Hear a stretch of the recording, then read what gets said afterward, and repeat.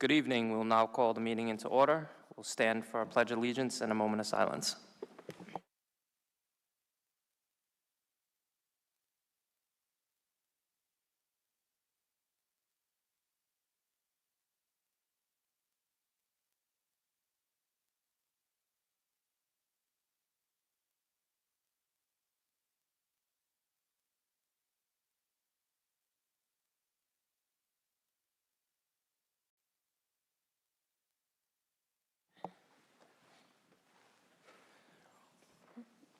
First item.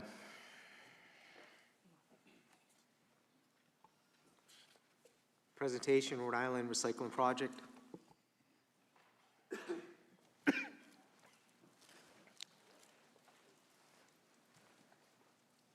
this on? No? Yeah. Okay. Good evening to Chair Louise and school committee members. Good evening. For this opportunity to speak to you about the Rhode Island School Recycling Project. My name is Renee Chacoin. I live at 48 Kettle Point Avenue here in East Providence.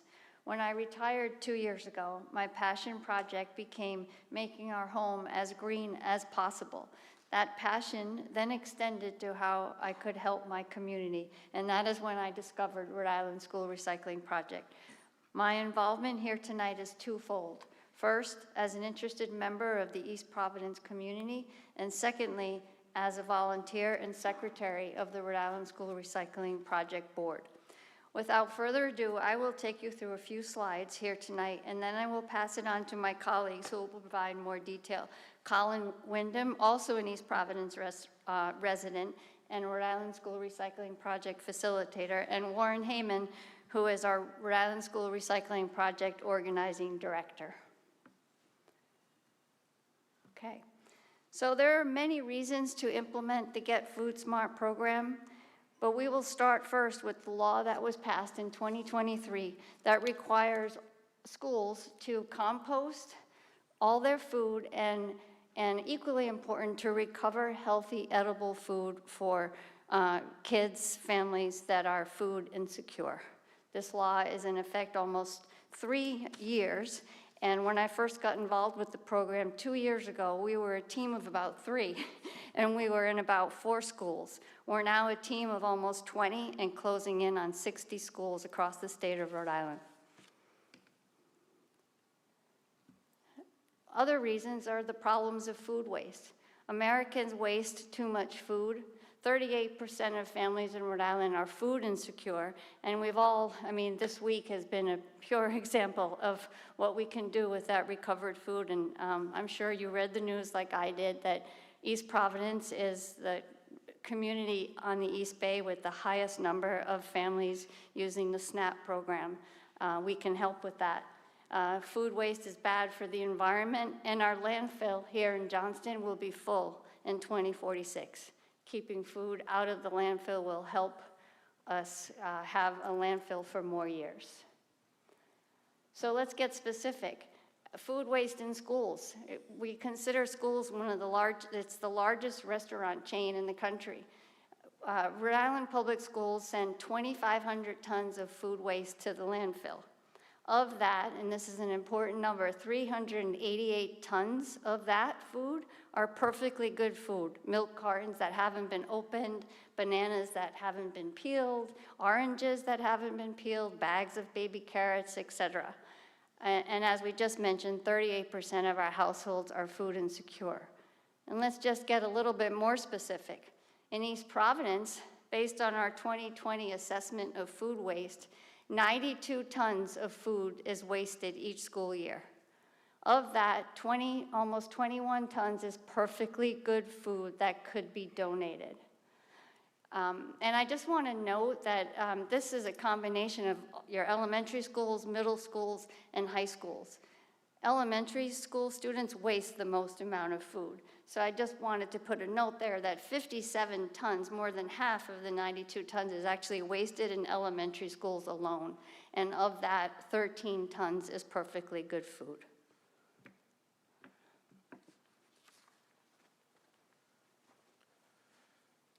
So what does food waste do to the environment? When food waste is trapped beneath layers in the landfill, beneath layers of trash, without mixing with oxygen, it produces methane gas, which accelerates climate change and is terrible for the environment.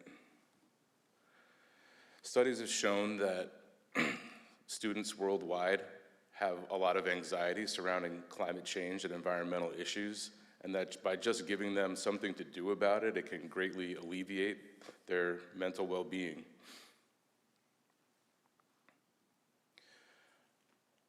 So it's estimated that our landfill will be completely full by 2046, at which point it will be capped and will never be able to be used again. In 2022, Connecticut spent $94 million to send 40% of their trash to West Virginia and Ohio and Pennsylvania. The rest they had to burn with incinerators. So we will be in a similar situation once our landfill is capped. So by extending the lifespan of our landfill, it can allow us to save a lot of valuable tax money. So how can we reduce food waste in your school? The Get Food Smart program is project-based learning. There's a lot of opportunities to involve students in math and science, learning fractions and percentages. We've trained over 1,500 students so far in 3 years.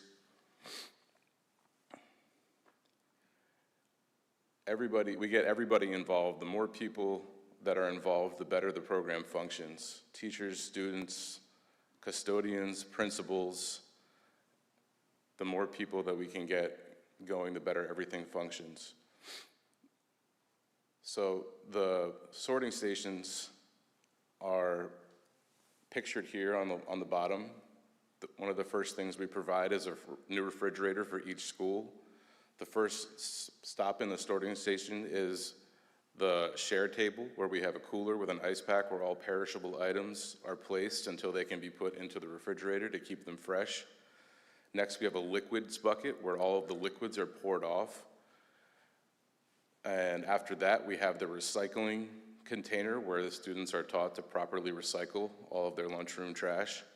After that is the landfill container where all of the actual trash goes. And last, there is the compost bucket where all food scraps are put, as well as paper napkins, and all that stuff is taken to be composted. And then the last table is for stacking the trays.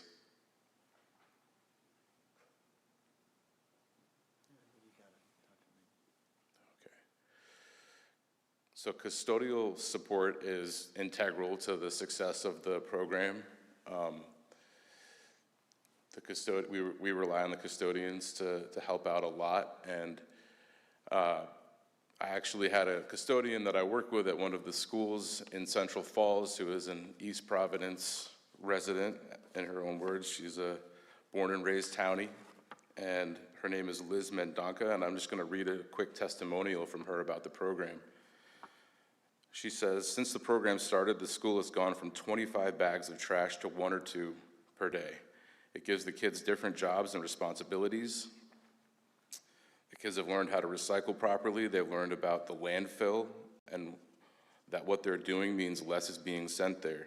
The program helps to feed less fortunate people and helps kids learn how to make a difference.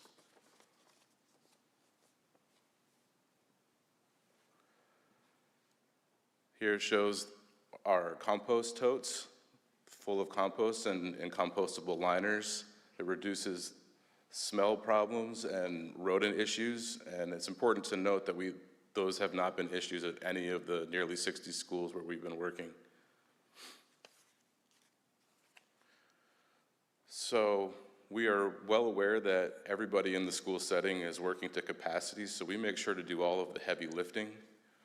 We supply everything that's necessary to get the sorting stations up and running, all of the materials, compostable liners, gloves for the students, tongs, and we cover the cost of the compost pickup, which comes every week, for the first year of the program. At the end of that year, we work with the school to help reduce the hauling costs, which should be significantly less at that point. Capacity building for the school community. We train all of the members of the school, from the custodians to the teachers to the students, and we helped set up the student rangers to be able to help run all of the sorting stations themselves. We also set up training sessions from the people at the Rhode Island Resource Recovery who run our landfill to come into the school and educate the children on the problems with food waste. So we have 2 members of our staff present for the first 2 weeks of the launch to help everybody get used to the program and learn about the new flow in the cafeteria. At the end of those 2 weeks, we let the school take on the responsibility for themselves and then have the students leading the project. But we are still available for support and will be there regularly when needed, or for additional training or anything else. And we are always looking for opportunities to make it more interesting and exciting for the kids, and we have raffles and contests with the approval of the administration, of course, and we recently had an online sorting game challenge where the winning class with the most participation was able to win a field trip to a corn maze and a farm with all sorts of activities, which I heard was a blast for everyone involved. So we like to recognize all of the students, custodians, and food service workers that are involved in the program, usually at the end of the first year, and it's a great opportunity to recognize everybody for their hard work, and everyone gets a certificate for involvement. What we ask from your school is enthusiasm. We need the school to identify what we call a school champion, who serves as the primary contact for all things related to the program. And it's usually someone who's present for the majority of the lunch periods, as well as a process to recruit student rangers, and so that every lunch has 4 to 6 student rangers there to work at the stations, and that every student has an opportunity to do that.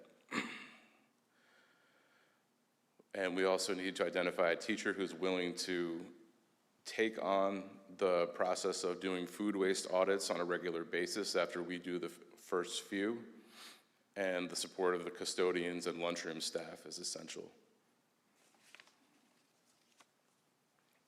And now I'm going to give it over to Warren. Thank you. I'm Warren Heyman. I'm the organizing director for the project. So we're currently in 61 schools throughout the state, 16 different districts. We've reduced the amount of waste going to the landfill by 87%. That means we've diverted a little over 400 tons of food waste from the landfill. We've covered, as you heard earlier, 52 tons of perfectly good food that was on its way to the landfill. So if you spent any time in a cafeteria, you see unopened milks, bananas, oranges, all that stuff goes in the trash. So we divert that from the waste stream. And we've reduced the amount of food waste per student by about 22%. The United Nations encourages us as a planet to try to reduce food waste by 50% by 2030. So we're hoping to get into every school by 2030 and then to reduce the amount of food waste per student. And this just shows you, and these are some of the metrics, we've reduced the carbon footprint of those schools by 205 metric tons of carbon dioxide. That's the same as taking 48 gasoline-powered vehicles off the road for a year, or the carbon sequestered by 206 acres of forest. And we work with the students to teach them how to do these calculations, so they learn about fractions and other, math and science. So because of the dramatic impact, we're able to reduce the amount of waste going to the dumpster by approximately 70%, which should have a significant impact on the school district's budget. With less trash going to the dumpsters, there should be savings in the waste hauling, either by reducing the number of dumpsters, reducing the size of the dumpsters, because you tend to rent them by size, and or the frequency of pickup. So here's a couple of quick case studies. So Agnes Little Elementary School in Pawtucket We did an initial waste audit there on November 19th, 2024. They were sending each day 281 pounds of trash to the dumpster, which was 16 bags. On March 26th, about 4 months later, after we'd been running the project for a while, they were sending 6.5 pounds of trash and 1 bag to the dumpster. So that's obviously a huge difference in the amount of both volume and weight that's going to the dumpster. And you can see, below is the some of that impact. Oh, wait a minute, there we go. So it's a reduction of over 90% by both weight and by volume. So this is Cherry Hill High School, where we also, our program is. On the left-hand side, that was the initial waste audit. The orange is the amount of waste going to the landfill, and you can see the number of bags. I think that's 19 bags there, maybe. And then after switching, they switched to reusable trays, and then 2 days after we launched our project, and you can see that a huge reduction in the amount of waste going to the dumpsters. They're down to 2 bags. And then this is the last case study, Birchwood Middle School in North Providence, which was one of our first schools. So there's been an average of about 80% reduction of trash by weight. The students have been very active. They did actually a full school waste audit, and they're very close to the 2030 goal of reducing it by 50%. And you can see we translate stuff, because we're dealing with students, to how many elephants that is equal to. And also the number of meals that were done. So part of what we do is working with the director of facilities and the custodians. After the program has been up and running for a while, we have them, the custodians, do a 2-week survey every time that they would normally go to the dumpster. They look in and they determine, okay, is it half full, quarter full, overflowing, what have you. We make sure they understand how often it's supposed to be picked up. We're happy to review your trash hauling agreement with your haulers to make sure that they're in compliance. And then let me go back then.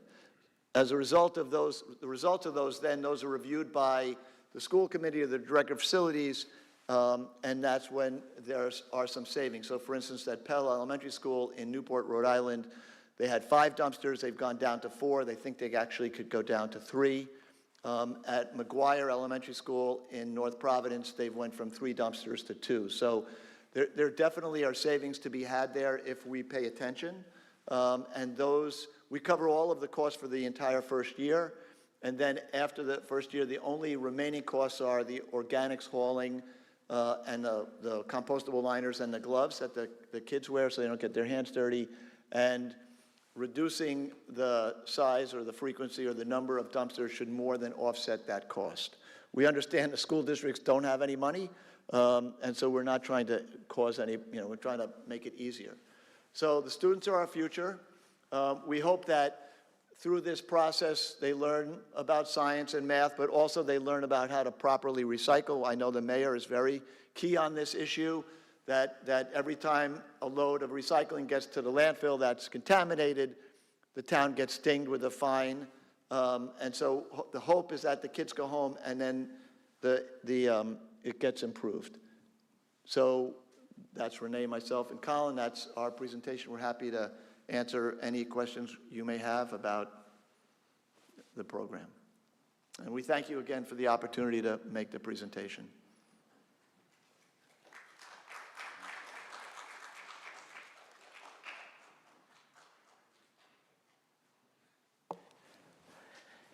Thank you all for coming out. Really appreciate it. Just a couple of questions. I'm sure the rest of the committee has some as well, but one that stood out for me. You had said that the initial cost for the first year, you guys were taking care of that. What does that look like after that year? What does that break down I can cover that. And we have actually there's 3 organics haulers in the state: Remix, Black Earth, and Bootstrap. So their prices are a little bit different, but so a box of 500 8-gallon compostable liners is $65. A box of 200 compostable gloves for the kids to wear is $17. And the haulers charge anywhere between $18 and $22 a week per tote. So 2 out of 3 of the company's totes are 65 gallons. The third one is 48 gallons. But depending on the size of the school, you would need 2 or 3 totes picked up weekly. It's not a huge cost.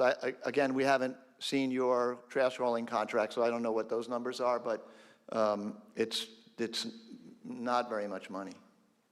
I mean, $18 to $22 per tote. So if you have 3 totes, it's $60 a week for the hauling, and really it's a fraction for the liners and the gloves.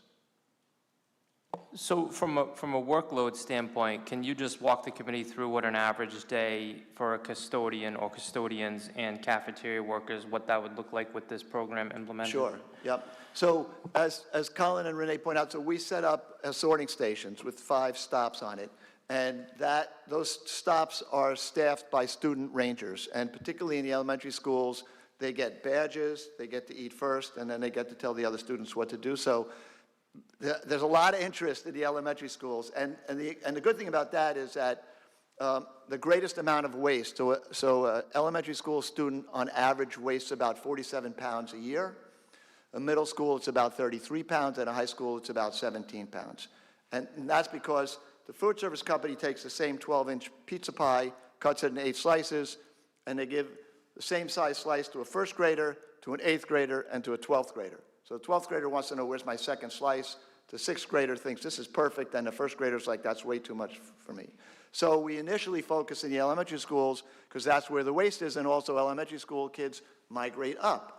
So they become middle schools and they become high schools. So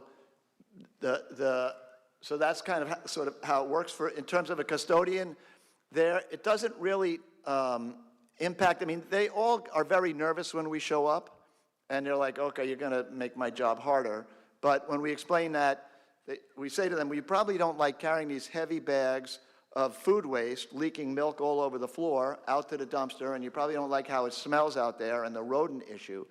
And that what we're going to basically do is go from, as you saw here, 16 bags a day to the dumpster to 1 or 2 bags, and we're going to take all the liquids out, and instead of it going into the bag, it's going to go into a 5-gallon bucket, which you're just going to pour out in the sink, and that the food waste is not going to be in that bag either. It's going to be in a 5-gallon bucket with a 8-gallon bag that you're going to tie off, and that basically what their job is to do is to just keep an eye on the rangers and make sure that if the compost bucket is getting full, they swap it out and put in another compost bucket, and then the kids continue to make sure that the kids do it properly.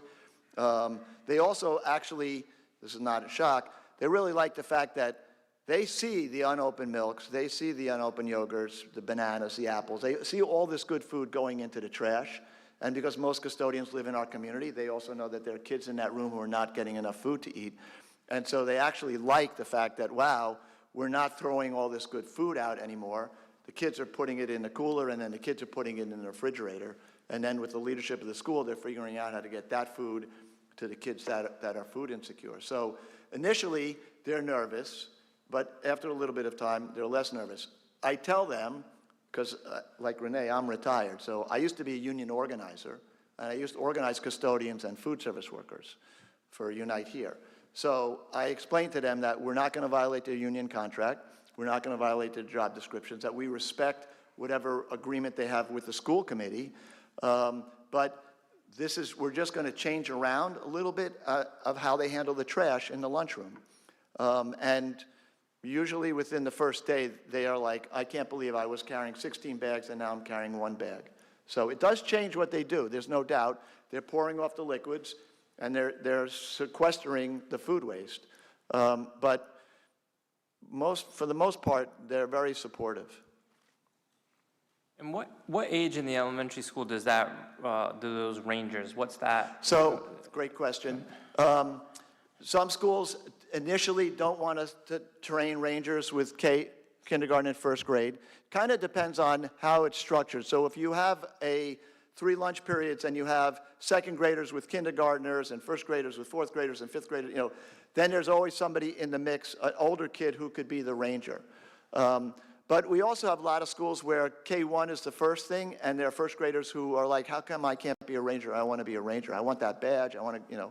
So we understand that every school district is different and every school is different, and so we sit down with the principal and we say, you tell us how this would work in your school. If you want to start with 2, 3, 4, 5, we could do that. If you want to, you know, start with K-1, we could do that as well. So we always defer to the leadership of the school as to what works in their building.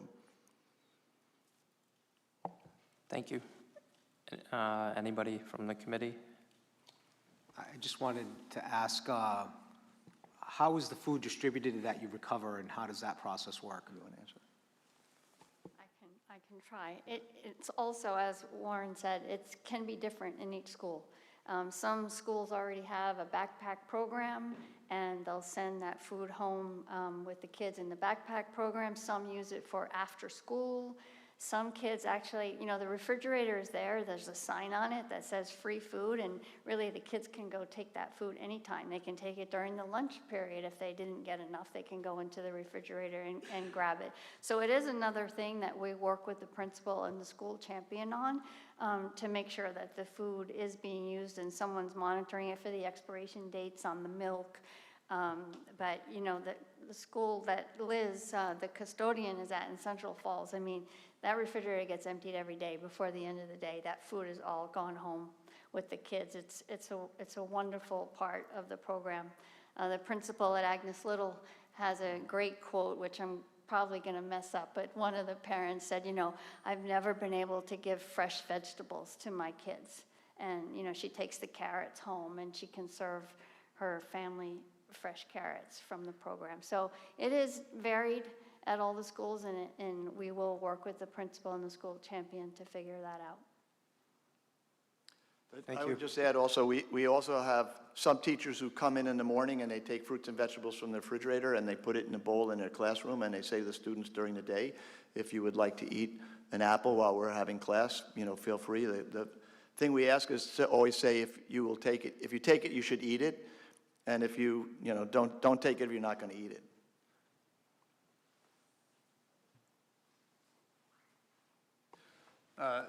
Thank you all for coming out this evening. It's actually really great to meet you, Renee. We've had a couple of email conversations over the past few years now. Right. I appreciate the passion in the work, in the growth that you all and your team have put in. It's great. I've been fortunate enough to advocate for this type of a program for a little over a year with this committee, with district administration, community members, and I just have a couple of questions about some logistics that were like roadblocks. One, really, if you could just maybe talk a little more about the liners versus a pile of compost, right? So your backyard, I compost at my house, and you know, I have like a wheel, and it's, you know, we use it for soil. And so that's not what we create with this program. Correct. And Well, it goes into like a compostable trash bag. Correct. It goes into a, not plastic, but compostable, it looks like plastic, compostable trash bag that then goes into the bins. It's And a then it completely gets picked separate up bin. by, You're right. We don't set up compost piles at schools. right, yeah, we're not Everything is composting taken at and the processed school. I can't off-site. get the thing to work. I Yeah, was gonna your show- presentation was great. It was very visual, and I appreciate that.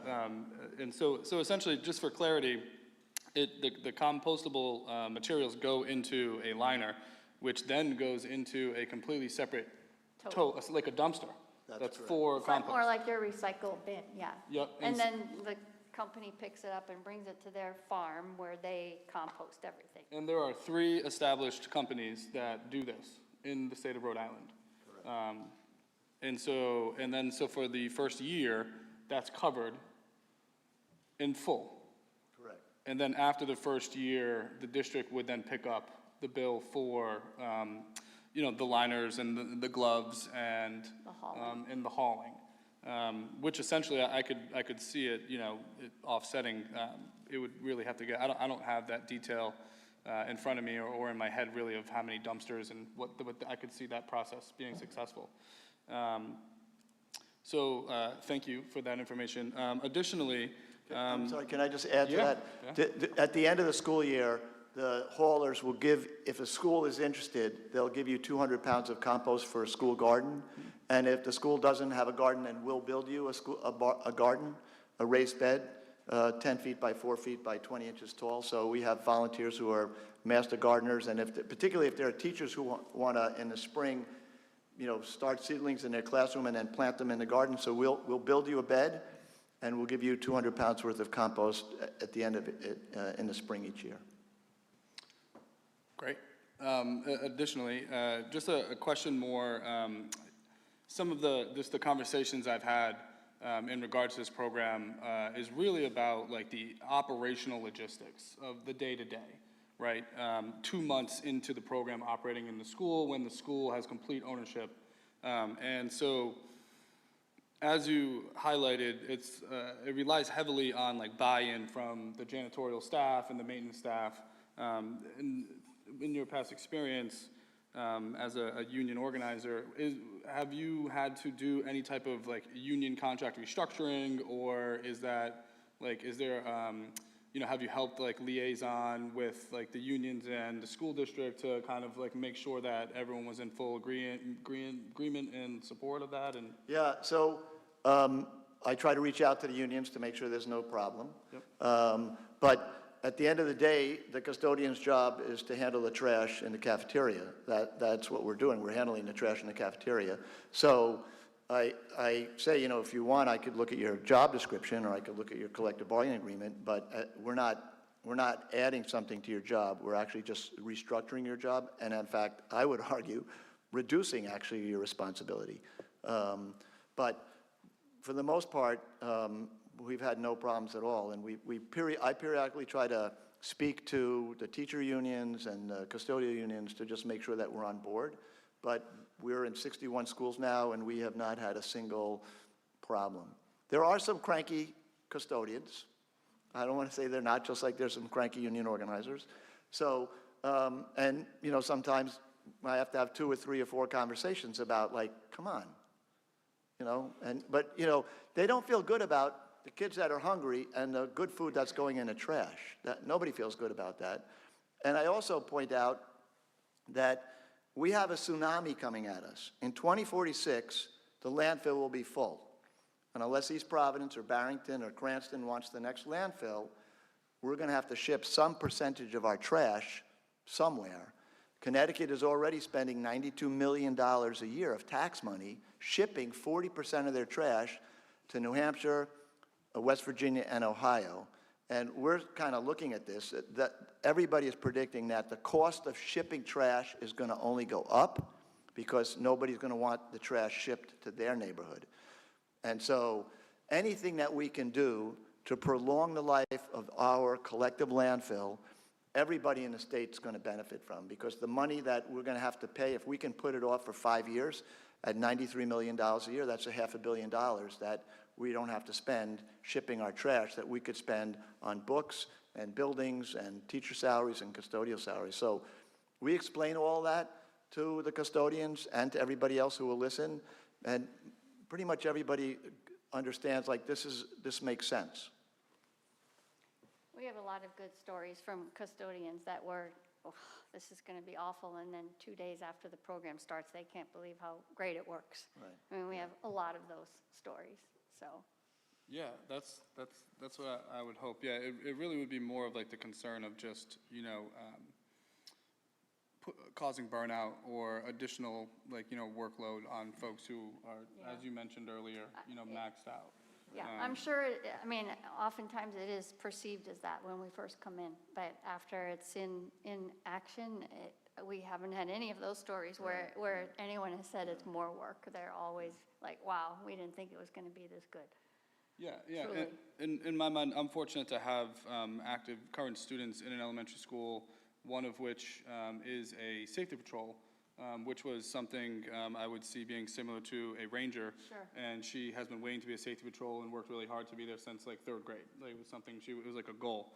And I am also aware that at Myron Francis, their lunch periods are broken out. The kindergarten and 1st grade are together. I had a conversation with my kids about that. So, you know, just, I know you mentioned those kind of logistics. Yeah. And then I have a question for Lisa, potentially, if you could answer this. Just talking about the, you know, the food waste ban. My children talk about, in the afternoon, there are like snacks provided by the school, which are like, you know, bags of carrots or pieces of fruit that weren't eaten, and like they bring them around to classes and kids get to have that snack. So, you know, we are participating in that aspect currently. The share table concept is something that we absolutely can do. It's something that we did, and through COVID, it kind of fell off a little bit, but it is something that's being resurrected. And then in terms of the Rhode Island general law in regards to the food waste ban, are we currently in compliance with that? I don't know that I can answer that question. That's fine, yeah. I think that's something that we should, you know, is noteworthy to look into to see where we land on that. But I mean, I have a bunch more questions and I can email you, but again, I appreciate your time. Thank you so much for coming out here. Oh, hi. Thank you guys for coming very much. So I loved how you said each school's individual, because we have a range of schools up here, a range of schools in East Providence, as you may know. What is the largest school right now that you guys are currently in per student? Yeah, I think the largest elementary school in the state is Pell in Newport, and Yeah. we're in Pell. We've been there for a year and a half already. So- We're in Charahoe High School, which I think is also Yeah. over 1,000 high school students. So, I mean, we're in every school in North Providence except for the high school. We're in both middle schools and all the elementary schools. We're in almost every school in North Kingstown, almost every school in Charahoe. We're in probably 8 or 9 schools in Providence, including one middle school and 7 or 8 the elementary schools. So most elementary schools tend to be smaller, and then as you go up, they get bigger. But we just launched last week in the middle school in North Kingstown, which I think is 1,100 students.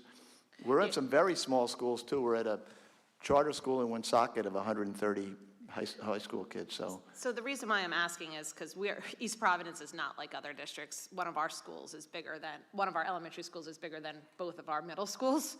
So I would love some metrics, because you answered all of my questions that I wrote down up here, so I'm not gonna go through them. The union, I mean, I looked up North Providence, they went through a $66,000 grant for their program, so like, I'm on board. But my concern is, right now at one of our schools, we barely have time for students to eat. They have 555 elementary students sharing a cafeteria. So I would love to hear some metrics or talk to you about it in an email to see how that would either give time away from students from eating because they have to go up, dump their milk, or they would think that they have to hurry up, which happens a lot. They feel like their friends are finishing, they gotta finish, they're not eating. We did have the share table prior to COVID. I was just talking to the assistant superintendent about that. It was wonderful. I believe Orlo started it. I'm not quite sure. Tony, do you remember? Yeah, Orlo started it, and some schools in our district took it and went with it, and I think it's great. And I applaud that we continue to do this, especially in this time. I would just love to hear some metrics and some logistics on how long it would take to be able to dispose for the students to help, and if food time or lunchtime would be altered at all, because I know right now, the custodians in that building can barely clean the tables before the other students come in. So that's my only concern, and I'm sure you can get that to me, and just like you guys said, again, which I loved, each school is different and each school administrator is different, so I would love to hear from our administrators in our schools that oversee the schools and that are in it every day to see what their opinion would be and to see if it would be a good fit for their school. So that's just my 2 cents. Yeah, just a couple of quick points, and then we're happy to answer any email questions that you have. So when you're in 61 schools, we've seen it all, and we have a number of schools where they only have 20 minutes for lunch, some in 25 minutes, some for 30. We have some schools where the lunchroom is also the gymnasium, so they have to turn it around like instantly. One of the reasons, and Colin referenced this, the reason that we have 2 staff people there for the first 2 weeks minimum, sometimes longer after we launch, is because we know going to have to make adjustments during that time period. And so we're going to be there every day for as many days as we need to be to figure out those challenges. Our recommendation, and again, it's up to the leadership of the school committee, but if we were to come here, probably would not pick the biggest, hardest school to start with because, I mean, we would if you tell us to, but we probably would say, let's start at a school that maybe is a little bit easier and then work it out. Also, I could tell you that the chairperson of our board is the principal at La Perche Elementary School in Smithfield. She welcomes any time anybody would like to come and see the program. We can arrange that. We can frankly arrange you to speak with school committee and superintendents and principals throughout the state. Superintendent Goho in North Providence says, give my phone number out. So, and his wife is also a principal in Lincoln. So, but we want all of your questions to be answered, and then if we go forward, we want to figure it out together. I would love to take her up on it and go to see it at the school, just so you know. Okay, great. I would love to, because I need to see sometimes before I can, and all I can see right now is when I close my eyes is Waddington trying to do this, and I can't. I can't imagine. I've been in the lunchroom so many times that I can't imagine at this point trying to logistically figure this out, but I can see it at one of our smaller schools, which is you've already said. Right. Yeah. I'll connect with you to arrange. Perfect. Thank you so arrange a much. meeting. Where was that? Is that Smithfield, you said? Yeah, Smithfield, La Perche Elementary School. The woman's name is Julie Dorsey. She's the principal there. She's also the Yeah, I'd chairwoman be of interested our in board. seeing that as well. I'm sorry? I'd be interested in Oh, okay, seeing that great. process in person as I'll well. follow up. Tony, did you have any questions? I would be interested in going to see that program as well. I think seeing eyes on it is a lot better. And then I just have some other questions, follow up with the individuals that would be picking up the waste. What is that track record of picking it up? Would we have an extra bucket in case, they don't seem to be able to get it for a breakdown in the vehicle or something like that? Yeah, so, and we have one of the haulers here, Jeremiah's in the room somewhere, right there, so he could speak for Remix, and then we also work with Bootstrap and Black Earth. So one of the things, though, that we do is we give the custodian our personal cell phone, and we say, okay, if there's a problem, you have to call us immediately, and then we call them immediately. So, but we tend to err on the upside, so if we think we need, an extra bucket or an extra tote, we try to get it there so that we don't have that problem. Because, the worst thing is having an overflowing dumpster and overflowing tote in the back of the school. Nobody likes that. So,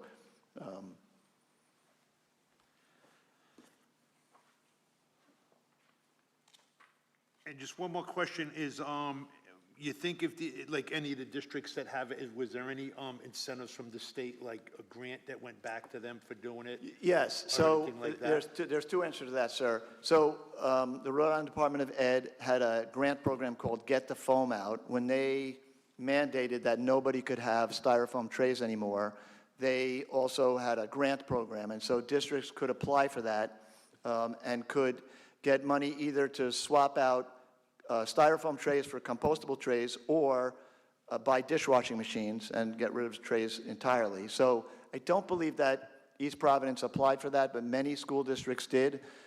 They switched up a little bit because they said in order to apply for the grant, you had to put in some money. So if you put in 50 cents, they would put in $1. But then it turns out that not enough school districts applied. And so after everybody applied, then they said, by the way, you don't need to put any money in because we have all this extra money, which was kind of unfair to districts like East Providence, which probably didn't apply because you didn't have the money. So, and then we've also worked with both Providence and North Providence to write grants with the USDA. So it was referenced earlier. So North Providence got a $77,000 USDA grant, and Providence got a $73,000 USDA grant to do this program. So I don't think the federal government is giving out money anymore. But if they are, we'd be happy to help write those grants. So I will tell you that we do work, two other things.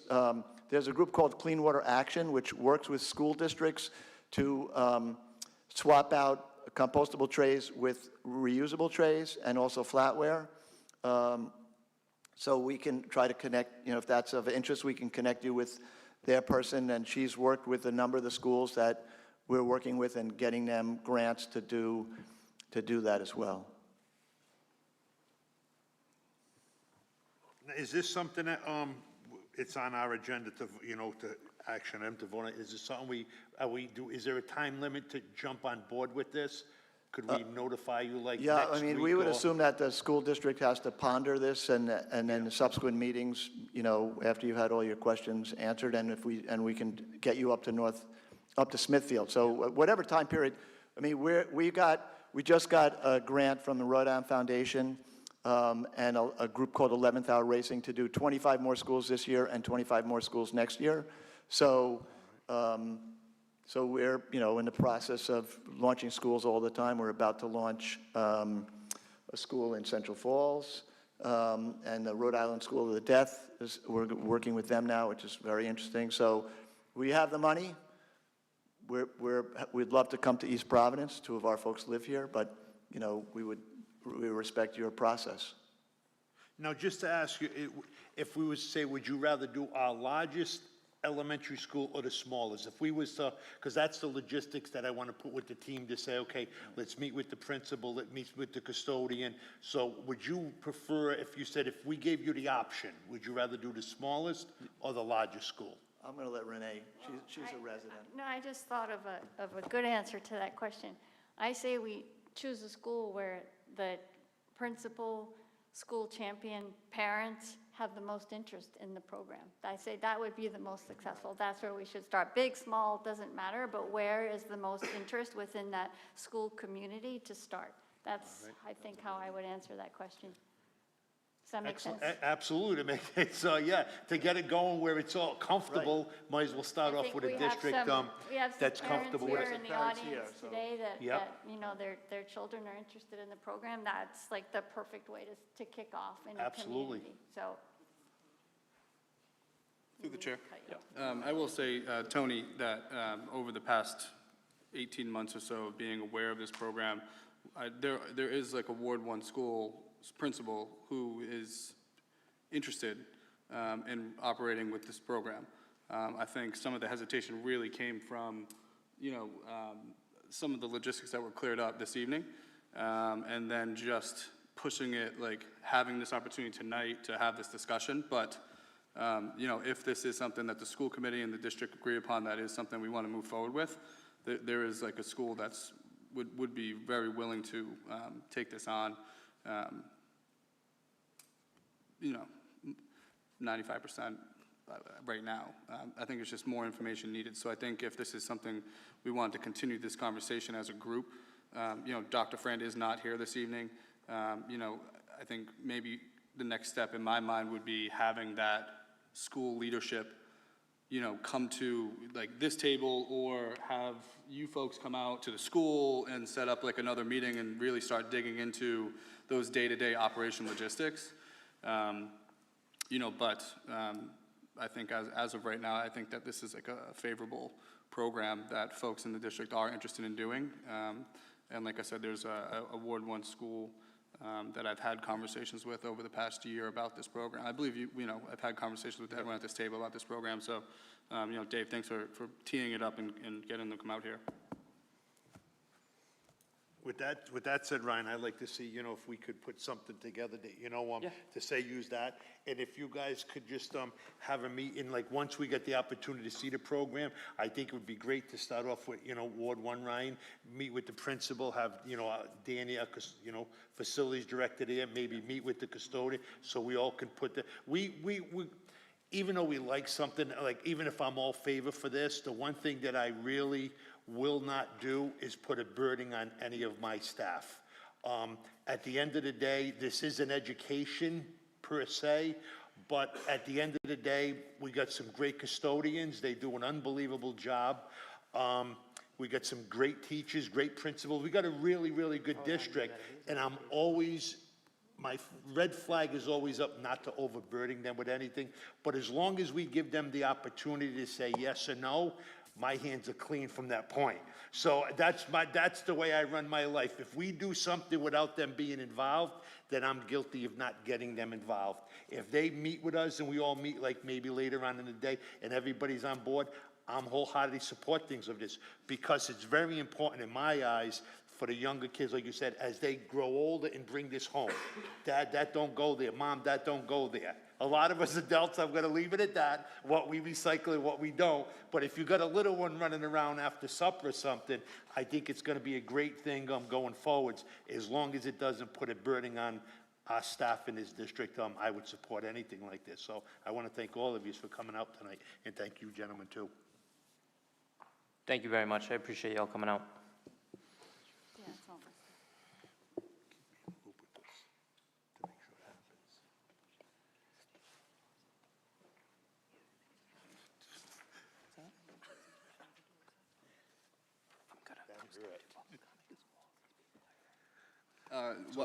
While we're waiting through the chair, I just wanted to let you folks know, as you can tell, our superintendent is out on a medical leave. So, you know, I'm sure she's tuned in right now, and I'm sure her phone, she's not working. But if you could just give, you know, a little bit of a elongated grace period, then just like next week, to have those higher level conversations and keep the momentum going. Appreciate that.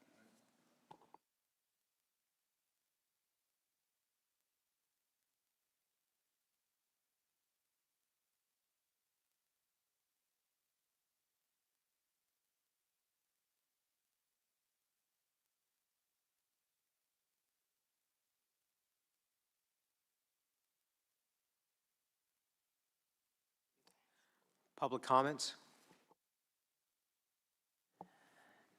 Erin Roberts.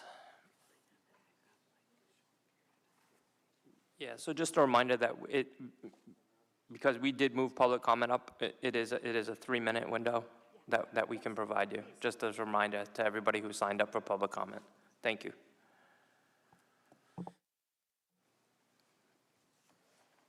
Thank you for the opportunity to speak. Thank you. My name is Erin. I'm a resident of Riverside, and I have a Waddington student also. That presentation was great. It was super informative, and I really appreciate the conversation that was had as well. I feel like what I have written, a lot has been touched on already, so I may jump around a little. But as a parent who's really supportive of this whole concept and the program being implemented, I also really strongly agree that this should not be something imposed by, you know, anyone onto a school, that it really needs to be brought on and championed by our school community. And as a parent, really happy and willing to engage in that process as well. And I appreciate that there are schools that are already doing this, 61 chances to see what mistakes have been made and how to, you know, learn from that. East Providence doesn't have to reinvent the wheel at this point. There's been so much groundwork laid.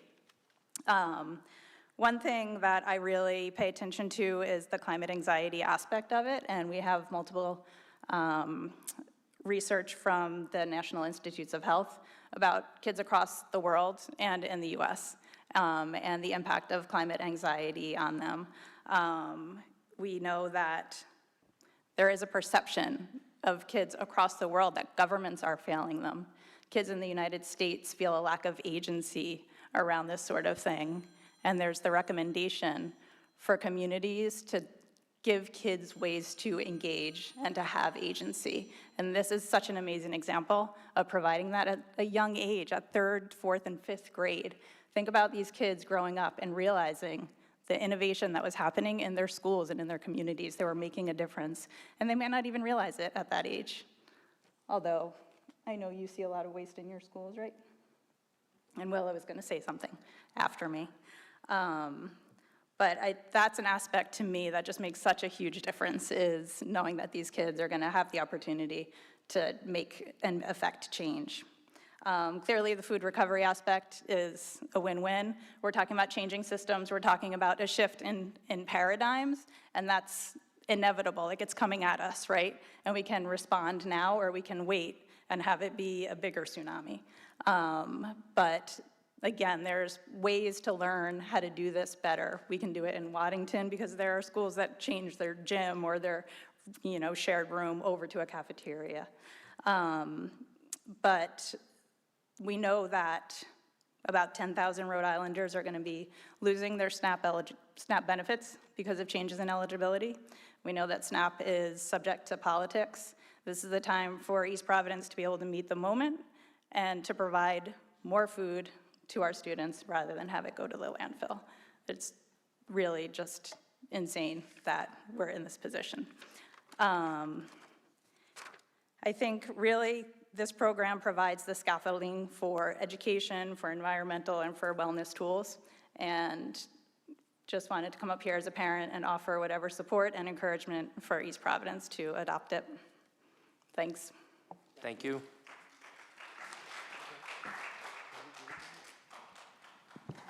If you'd like to use this microphone right here, so that you can go for it, please.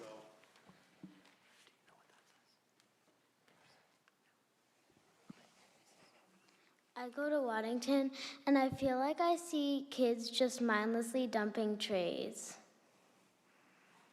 What do you think this program would help it? And what did you say to me about the program and what do you think it would be like? I feel like the program might be fun for kids and would help them learn math.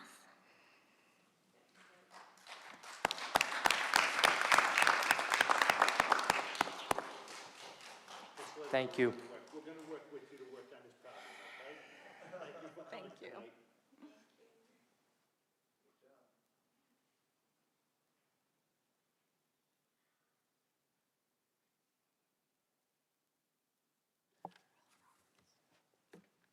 That we just heard from Will Roberts. So I apologize for the next, I believe the last name is Reed. I just can't read the first name. Sorry about that. What is it? Isaac, all right. We weren't going with Isaac at all. Yeah. Just so you know. Sorry about that. No, sorry, it's in cursive. I like it. I'm Isaac Reed with the Rhode Island Food Policy Council. I've been partnered with the school recycling project for years now and have seen firsthand how effective their program is. It empowers kids. I've seen janitorial staff who at the start of the program are very much not fans, but they see over the process of the first week of setting up the program how we are lightening their load. They're going from 16 trash bags to 2, which is ultimately just making their job a bit easier. Additionally, you mentioned the food waste ban. This program is built to be additive onto that law. Your schools should already be disposing of food waste. And if that law is ever regulated, then you're ahead of the curve, and you're there with it. So, thank you. Thank you. Yeah.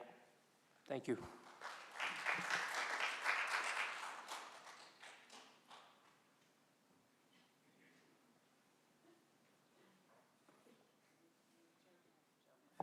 Jeremiah?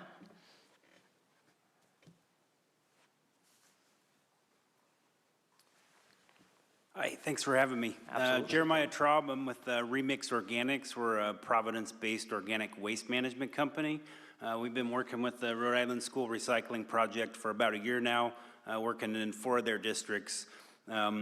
Applaud them for their program and everything they've done. It's pretty amazing to see the behavioral change that they're instituting in school districts across the state. Again, that leads back to where kids are now focused on recycling organic waste and understanding the impact that it has on the environment and the communities we live in. I think the shared table, again, the certain situation we're in right now with the SNAP benefits and the how many ever food insecure residents we have in the state, this just adds one more piece of the puzzle to help feed hungry people, which should be first and foremost. I can speak specifically to the organic waste hauling side. That's what we do. We have over 200 clients here in the state, all businesses, from Brown University to Dave's Marketplace to Feast and Fettle, St. Mary's Bayview Academy. the whole gamut. We don't miss pickups. We wash all of our bins at every collection point. We believe that diverting food waste out of the trash and from the landfill actually creates a safer, cleaner, more pest-resistant. You're not allowing that food to sit. It's being collected on a weekly or more frequent basis in a bag, and with our services, we wash the bins on site. So again, completely applaud everything they do. I encourage you to put more thought into it, but couldn't recommend it more. So thank you for your time. Thank you. Thank you.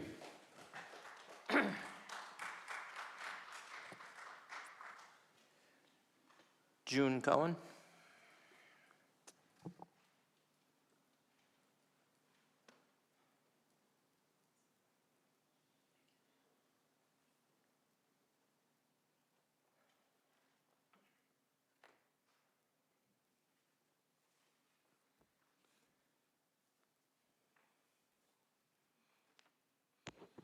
All right, good evening. My name is June Cohen.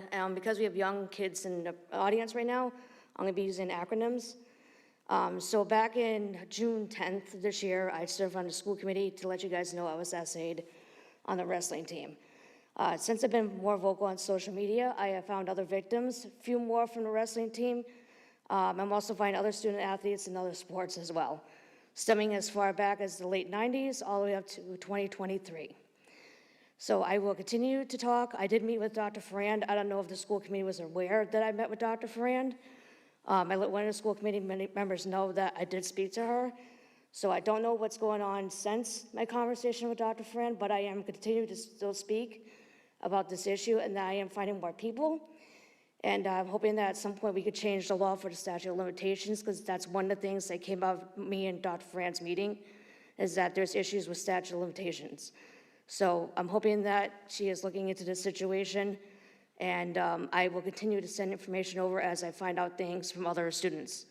But I do have victims from other sports, and wrestling has got about 2, possibly 3 more victims besides myself, one of them being another female that was essayed the exact same way I was, and she ended up quitting the team. And she has a brother that also suffers from mental health issues from something that happened on the wrestling team that he can't recall, but suffers severe mental health issues. So I'm just letting you know that as an update of what's happened since the last time I spoke, and I will continue to speak on this until changes are made or something is done. Thank you. Thank you. Thank you.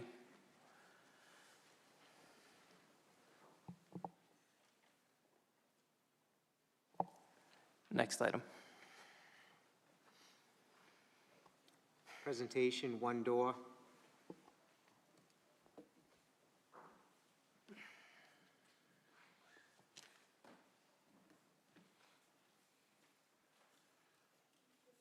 Thank you. Thank you.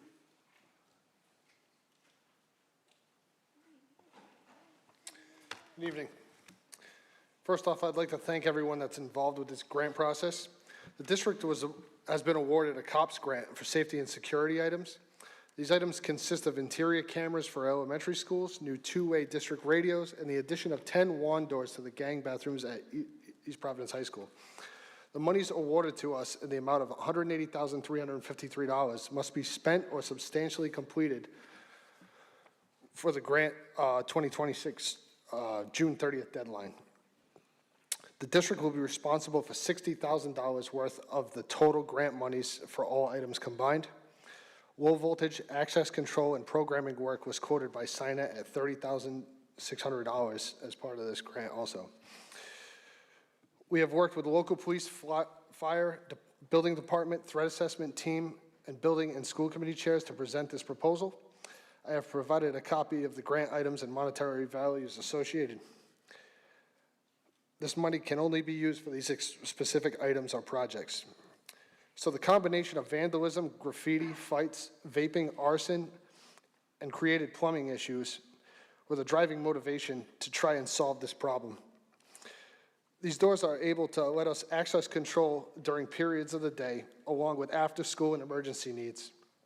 Students currently congregate into the bathrooms during passing periods as a hangout where they are not able to be tracked with passes or by staff. Once in a class, they must sign out of the classroom on their computer with an electronic pass. Our problems stem from the passing times during the day. We are seeing 10 to 20 students at a time in the bathrooms, leading to many different issues. We are utilizing all teaching staff, deans, custodians, maintenance personnel daily to help combat these issues. These doors are meant to help the situations where we are seeing regularly, along with providing extra safety and security for the students and staff. We currently have 20+ of the same style doors in our hallways to prevent fire, threats, and unauthorized access to areas. Students will not be restricted access to any other single-use bathroom available in the area. This will only apply to the 10 multiple-use areas 4 times a day during passing times. These doors will have an interior push button, release for exit only when they are program closed. They will also be tied into the mass notification system along with fire controls.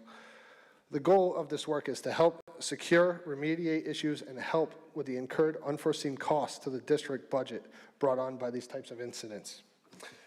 On Wednesday, October 22nd, I put together a meeting with school department administrators, Wandor reps, East Providence High School staff, police, building committee, and school committee chair member to discuss the product and propose the work timeline and necessary items to be included in the price. Lead time is about 4 to 6 weeks, looking at a winter start date once approved.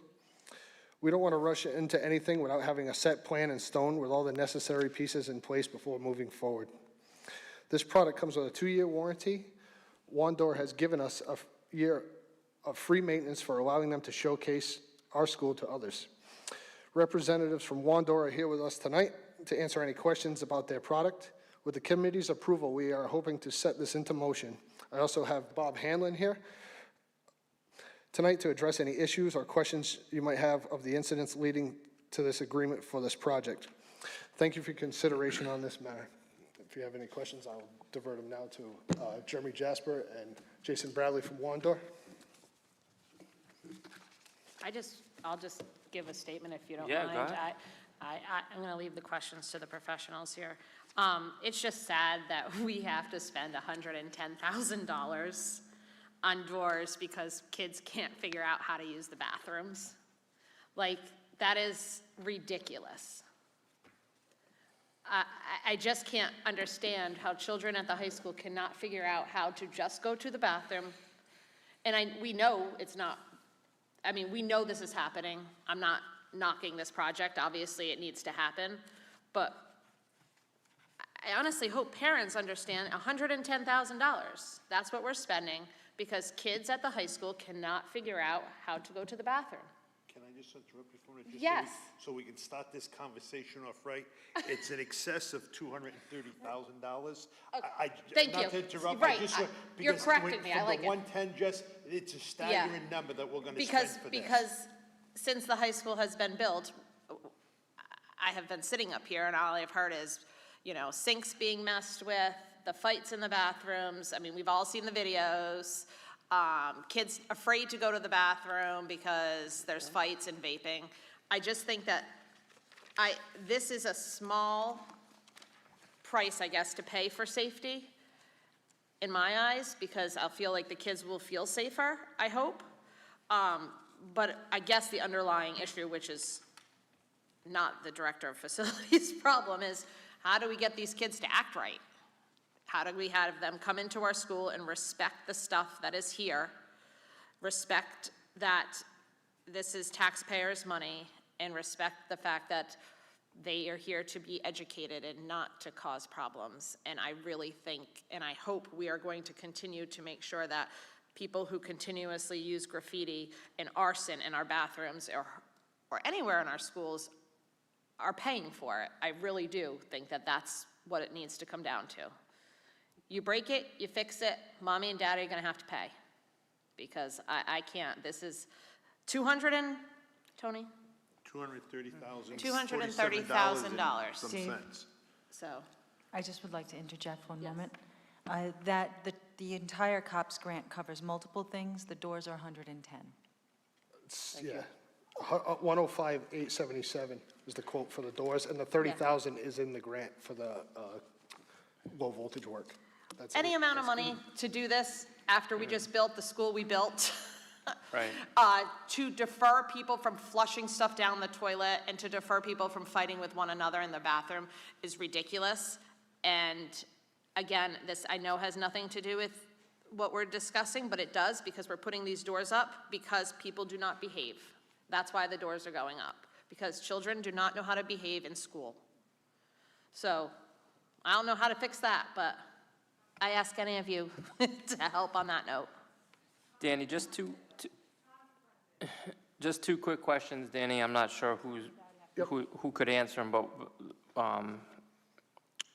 $60,000 is what's being requested on our end, right? To come on to that. That is for everything that is in the grant. So Right. the whole grant is 25%, I think the district is liable for. So it comes out to 60,000. That is the total. So my of question would be, the 180, everything that's included in the grant with right, the cameras and radios and everything. would we be eligible for reimbursement through RIDE? Is this considered a capital project where we would get that reimbursement for this? I can certainly find out.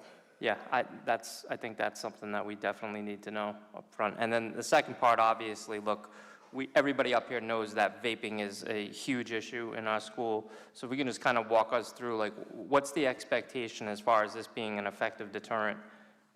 And I'm just talking about vaping. I know we have other issues in our bathroom, but So that's the one that stands out the most. It's not the end-all, be-all, right? Right, no, I So understand that. It's a deterrent. It's exactly what you said. So it's trying to mitigate the amount and the timeline of people being in the bathroom. What we're seeing is you'll go in the bathroom at any passing period, there'll be 15 to 20 kids piled in that bathroom, and they just are in there. They're in there vaping. They're vaping, they're setting the fire alarm off. I mean, the issue we had a couple weeks ago, you name it, it's We something. can say that something's out going on. loud, the arson that happened in the bathroom. We can say that because that's what happened. And Yeah. I think it's important for people to not realize that someone set a fire in the toilet. Like, it was on the camera, everyone saw it, it went on TikTok, it went on everything. And again, we gotta say this is happening so the public can hear, this is what's happening, because kids cannot just go to the bathroom. And that child was arrested, I'm assuming. Right, yes. Yeah. I'll defer to Bob Hanlon for Yep. more questions. That's fine. And Bob, if you can add anything, again, I'm focused on the vaping, right? That's kind of the issue that lands on my lap consistently. With children reaching out and letting us know that they don't want to use our bathroom. They don't want to go to the bathroom in school. They'd rather hold it or go in the morning and wait until they get home to go again, and that's just not okay. So if you can add anything with regards to the expectation as a deterrent for that.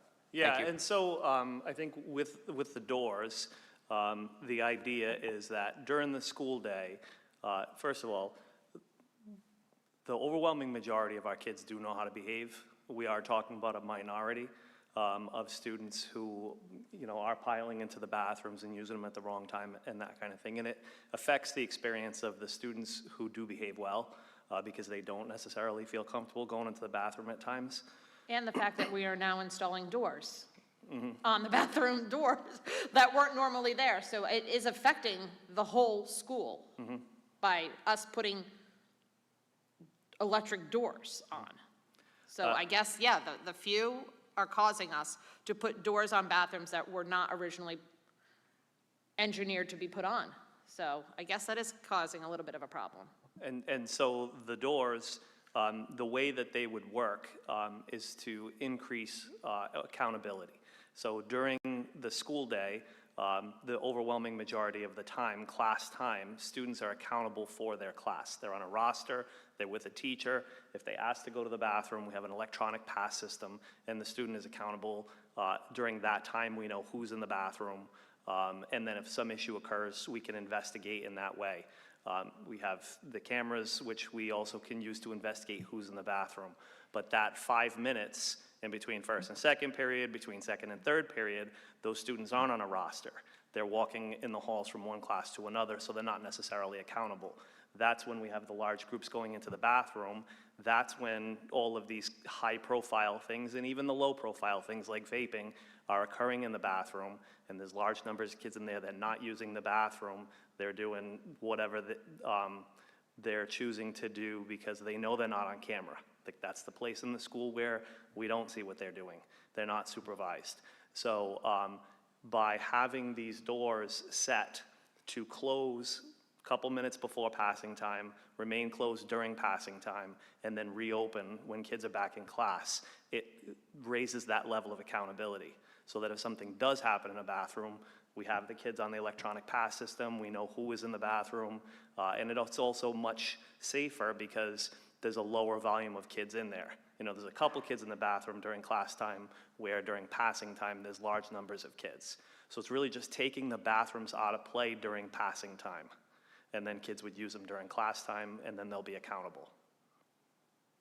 Yeah, I mean, I think it's a good step. You know, it is obviously a deterrent. The goal being to eliminate vaping from our schools completely. I mean, that's really what we want to see. You know, we're the ones, everybody up here is the ones who gets the majority of the calls with the vaping. So, I mean, I think I heard somebody say consequences. That's something that I think we certainly need to look into, because this is a problem that's just not going to go away on its own. We need to solve it. So I think this is a great first step. I think this is a great initiative we're taking, but I would consider vaping a high profile. And we agree, and we take it seriously. The one other thing that I would add to that is that also teacher duties. So high school teachers have duties outside the bathroom. There's a chair outside the bathroom. They can sit, they can, you know, work on their computers, get some grading done, some planning done. And then as kids walk in and out of the bathroom, they're there. It's not a perfect system because they're not, like, they might get pulled to cover a class or to have a parent meeting or something like that, but they're stationed there most times, but they're not there during passing time. Passing time, they're moving to the next class. You know, it's like change and shift, so to speak. So that's another positive of having those doors closed during passing time. Through the chair, on topic question, would there be any additional strategies that could be implemented due to this product that would help prevent folks from feeling afraid to go use the bathrooms while the doors are open? Because as I'm thinking of it, during passing time, if these doors are locked, nobody is using the bathroom. And so right now, if we're saying that there are kids who feel anxious to use the bathroom during passing time because of the overwhelming amount of folks in the bathroom and the negative behaviors in the bathroom, they're not using it now. If these doors are locked, they are not using it then because nobody's using it. So it doesn't necessarily allow for folks to feel safer. I'm just trying to, and I don't know if anyone has any thoughts, just for conversation's sake, in terms of like the safety aspect, this just shuts everybody out. So is it like, so that just means, you know, the kids who aren't using the bathroom now aren't using it because of the poor behaviors happening during passing time. But if the doors are just completely shut, those poor behaviors may not be happening, but now those students who feel anxious to use it still can't use the restroom. And so I'm just curious, like now, like if that happens and those kids who are using the restroom for poor behavior can't do it, I don't necessarily, there might be a reality that doesn't eliminate it, that just causes the poor behavior to now happen at a higher frequency during classroom time, which then could make folks feel anxious. I'm just wondering if, like, you know, those conversations, you know, have happened and what kind of thoughts you have on, in terms of, you know, the elimination of the fear and anxiety. Like, I think this eliminates everyone from using it, but I don't know how it eliminates any anxiety. Yeah, so the doors are only closed during passing time. Passing time is when you have a high volume of students in there because it's free reign for hundreds of students that are walking by who just want to duck into the bathroom. So during class time, the student needs to obtain permission from their teacher. They're on an electronic pass system. So if you walk into any bathroom during class time, there's a couple of students in there and they're mostly using the bathroom. So during passing time, if I was a student who legitimately was trying to use the restroom and I walked in there, I would see a crowd of kids standing in there, vaping or whatever, and I would be discouraged and I would walk away. So they're not gonna have the bathroom during passing time anyway. But then when they go to class and they ask to use the restroom, they go, and the bathroom is relatively, maybe there's 1 or 2 kids in there and there's 4 stalls in there, so they're free to use the bathroom. But that's how it is now. Yeah, but the perception, I think, like we all have a perception of the bathrooms as like wild, but it's only that way during the passing time. Sure, so, yeah, so it's more of like, kind of like, it's more of like a psychological thing. Like the anxiety could decrease because they're not thinking that all that stuff's going on, because that's all eliminated. I agree. I think that a lot of kids, and I obviously I have a child at the high school who does not use the bathroom, by the way. She's gonna kill me for saying that. Don't use the actual bathroom for the bathroom purposes that it was during passing. Nobody's going in there to use it what it is for. And also, we also have a number of single-use, we call them all-gender restrooms in the school. There's at least 2 or 3 per floor. Those that remain students open can during use. passing. Those always are open, Those- yeah, Yes, option. So there's still a bathroom that folks can use that legitimately need to use a bathroom. yeah. Gotcha. So then my next question would be, what's the plan in place to prevent a mass exodus to these 2 or 3 bathrooms during passing? Like, what preventative measures do we have in place to make sure that, we can't use these bathrooms, but those 2 or 3 are open, and then we've got the rush to those? What preventative measures are we going to put in place for that? Well, we would have station staff. The station staff? Generally, deans, admin, walk around during passing time and pop into bathrooms, but there's more bathrooms than there are staff right now. So if we, close down these certain ones and then the other ones that are still open, we can just station staff outside. We will still I know one of the things it does say on here is that we will lessen the amount of staff monitoring, but I think at this time, that shouldn't be done. That's my opinion. I think at this time, we still need to continue staff monitoring of the hall. It's more, not so much staff Yeah. monitoring, it's more of running around. Right. From bathroom to bathroom. Dean's trying to track, it's all about. So it would be more strategic. Yeah. I Well- think, It's cutting timelines too. and just, sorry, I was just thinking, like, almost 3 years ago at this point, maybe 2 years ago, Jess and I did a tour with Principal Black at the high school. I think this was right around the time that people were flushing Third potatoes. floor. Yeah, 3rd floor. At the 3rd floor bathroom outside of the library. Anyways, we did a tour, and at that time, it was, Mr. Montero, Mr. Black, there was the director of facilities of the time was there, and it was a lot of adults. And so there was no activity. And so, Jess and I went to go see like this, circus that we keep hearing about, and there was no one there. That's because everyone was the there. administrators stood with us. But I think to the point that you guys are making is that, I think the comments at that time were that kids were just going to go to another bathroom because all the adults were there.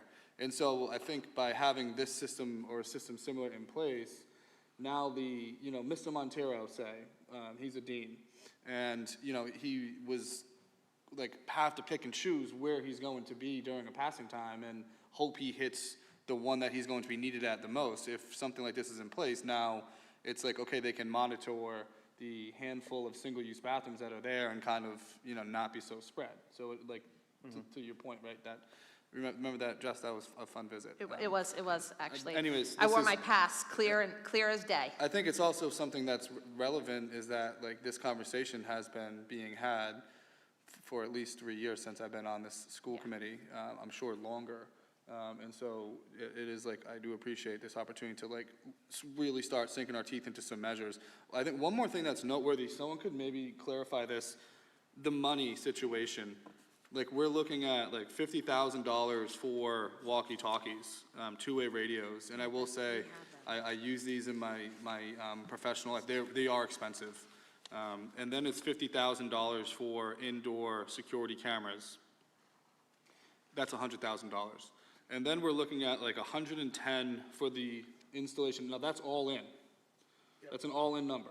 It's 110. It's not going to be 127 after everything's done. It's 110, all-in number. With the 30,000 of the. And the $30,000 So call it 135-ish. for the 36. controls. So the monies that are allotted within the grant can be moved around within the grant. Right. So we have So you 180,000. can take a little from the walkie-talkies and get less walkie-talkies and things like that. specifically take that money and buy something that's not in the grant itself. Are these doors in the grant? Yes. So essentially, the grant is for 180, so we either spend that or we give it back, correct? So out of the 180, they say that there's 100,000 for the walkie-talkies and the cameras, so now there's another 80,000 remaining. And so with that 80,000, it would be allocated towards the wand doors, which would be about $140,000. And so that's where you get the 60,000 that the district has to come up with. So it's a cost of 60, but if we don't do the wand doors and we only bought the cameras and the two-way radios, we still would have 80,000 that we didn't spend in that grant, correct? So I think that's something to, it's, you know, the number of 240,000 is not how much the district would pay, it's the 60. I think it was a good point, Dave, that you brought up, though, and I think that's a valuable piece of information. I don't know if Alex would have that or not, but that 60,000, would that come out of capital? Is there a budgeted number we would take that from? Is that reimbursable from RIDE? I think we just had, you know, coming off of the heels of every conversation about finances, it's like sticking to our budget and being responsible with our finances. Where's that money? Right, yeah, no, that's one of my bigger concerns. And I have just one last follow-up question, but we can, after Alex, it's just a little one.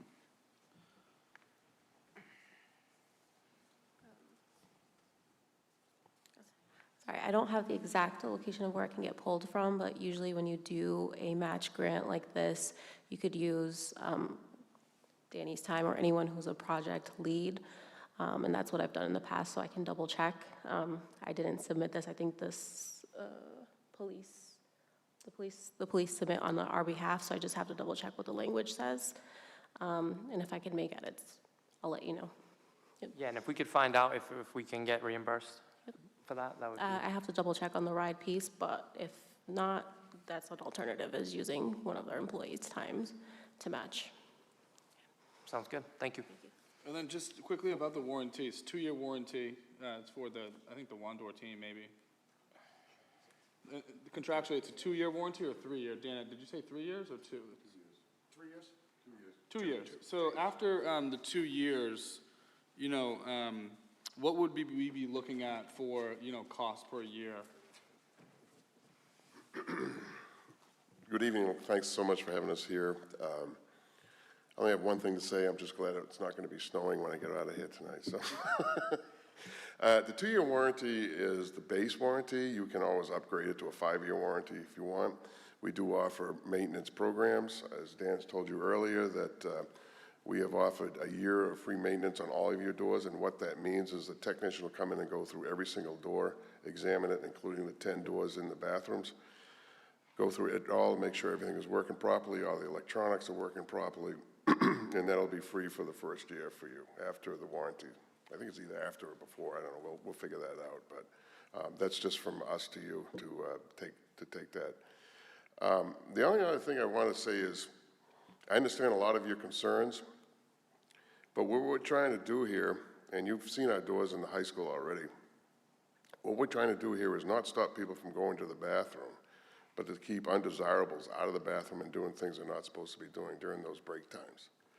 The doors will be totally under the control of Dan and his people, how they work, when they're going to close, when they're going to open, how they're going to open. We do that all in the field when we install them through his directive, and how we program the doors to operate. So that's what we're here to do, is just to keep the undesirables out of the bathroom during those times, and so the bad things don't happen. That's it in a nutshell from our point of view. So to answer the maintenance cost question, This is Jason Bradley, by the way. He's head of our architectural services, and doors just need a battery replacement, roughly every 3 to 5 years, depending on usage. One of those batteries, if it's an 18 amp hour, costs about $100 a piece. So you're looking at, you know, $100 every 3 to 5 years, depending on the usage of the door. All of our test assemblies are ran through at least 30,000 cycle test. So, you know, if you're only operating them 4 or 5 times a day, their general lifespan before any failure is, again, 30,000 cycles or we don't turn it into a product. So, I mean, relatively low cost over time. Do you mind if I just go back to Mr. Hanlon for one question? I just want to clarify something. The kids, the good kids, the 99.9% of kids, so we're going to be closing the bathrooms to them, whether they go there during or not, to go to the bathroom. I just want to confirm that the gender-neutral bathrooms will remain open, because I don't want to see kids leaving their content area when they normally wouldn't be leaving their content area in class to go to the restroom, or some children are not, they just don't like to raise their hand and go, I guess. So I just want to make sure that there will be bathrooms open during passing, just not the larger ones. Yeah, that's correct. Okay, just thank you. And I just had a quick comment. I just wanted everyone to keep in mind that the district has incurred expenses because of some of these behaviors in the bathroom, significant expenses. I just want to make sure that student privacy safeguards are in place, because I know we're going to be tracking data, and that's the only comment I had, but that'll be up to administration, but thank you. What I will add also, it also gives you a higher sense of, well, not a higher sense, but an added security, having the doors on the bathrooms now. So if you're in the hallway during a lockdown or a situation like that, you can get into the bathroom and that door will be closed behind you until the all clear sounds. So you won't be, you'll have basically a spot to run to in an event of emergency, just added. Danny, who's gonna have access to be able to lock and unlock these doors? So it should all be automated. Okay. It would be Mr. Hanlon, Bill Black, myself, IT, and probably the superintendent. And we will do additional training once these doors are Yeah, that in was gonna for be the my students, so that they Right. know, because I read that, you can push the door open from the inside. That's, yeah, so if it closes and you're inside, it has a Right, push but- button that opens it. And I love what you just said, but during a lockdown, those kids will be learning that that will not happen. That will not happen. Okay. Right. That's all programmed in. Okay, perfect. And we will be going over this with the students, I'm sure, Right. in fall. The ones that we have now do the same thing. Yes. You have to have certain badge access and things like that to get Perfect. through. So they'll work the same as basically what we have now. And Danny, we know what kids use not the name of the kids, well, we do know the name, but they're more or less monitored during the class, they sign out, use the bathroom, so that's not gonna change. No.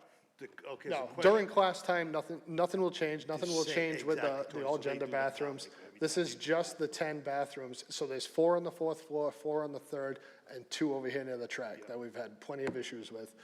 Those are the ones that'll be affected. They're just the multiple use bathrooms. Nothing, a single use or a staff bathroom will be touched. And now, Danny, is there a limit on how many students leave the classroom at a time? One of each gender, yeah. How many is it per? Technically, like 1 boy, 1 girl, so 2 at a time. 2 at a time. So if I can clarify.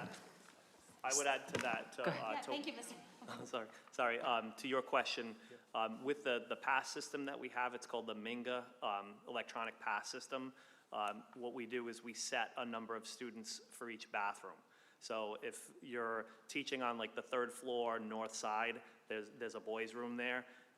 If there's already 4 students out in that bathroom among all of the classes, it will not allow a teacher to assign another pass to that bathroom. So that system puts a cap. So that, if you ask your Spanish teacher, can I go to Lav?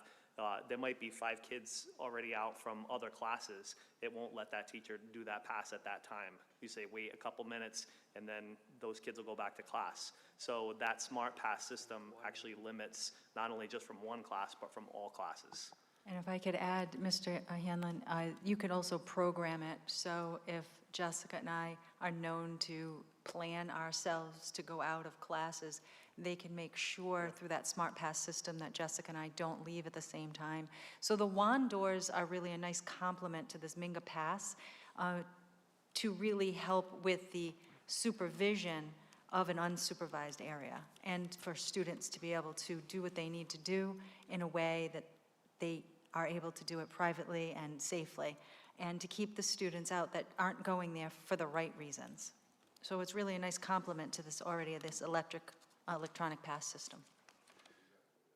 They will also cut down on the time frame that we have to look at footage when an incident occurs, so we can pinpoint more precisely when it took place and try to find individuals that do try to do things in the bathrooms, because during that passing period, you have an influx of kids you're trying to follow, and then you hear about an incident or graffiti happens. So instead of tracking through 8 hours of footage, you can maybe track through 15 minutes.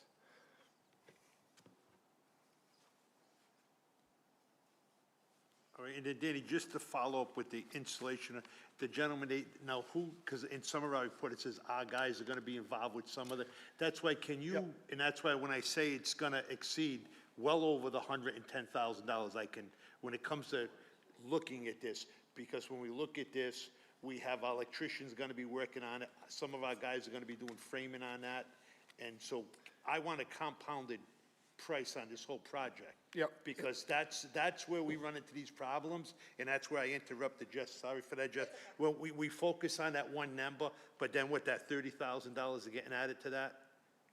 And then we got electricians gonna be added to that, then we got materials to frame these doors, so can we at some point get? Yeah, I'm working on a price for the steel stud and sheetrock. It's basically just a box that you have to build around the door and around the track. It's basically a soffit and just a box so the door insets into. The power is already there, actually, so we just have to take what's there and just bring it to the door. It's a 120 volt, 10 amp circuit. I can have Jason speak further into it. Yeah. Okay. The actual surrounding construction is actually very straightforward. It's basically just building two short pocket walls out from an existing wall, and then a soffit on either side of the assembly. So you're looking at, basically, 4 8-inch studs and a handful of, regular 3 5/8 studs and a little bit of gypsum per assembly, and that takes care of housing the assembly as well as supporting the structure. So, relatively small impact. Now, Danny, I have a very important question, which I was gonna not ask, but I'm gonna ask. Where is the fire department on this? Because before you answer that question, and I'll put a blame, I hope I wasn't lied to, because when this was brought up 1.5 years ago, there was drawings that were drawn up. I don't know who did the drawings. They were submitted to the fire department, and the fire department rejected them and said, due to the wideness of this, they'll never be able to be put doors there. That's why when this issue, over the last 2 or 3 years, it's really the same issue that we've been dealing with for 2 or 3 years, almost 4 years. The only reason I believe now is that it's being addressed, which is sad, but I say what I say, is because of this grant money. Because if we couldn't have done this 2 years ago because the hallways or whatever the fire department rejected their drawings, who redid drawings that allows us to do it now?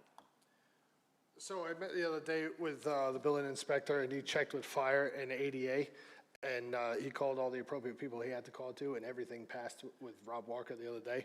I have fire prevention coming in this coming week to go over it, to, we're trying to cross our Ts and dot our Is on this before we even go into any of this. So I will definitely check with them.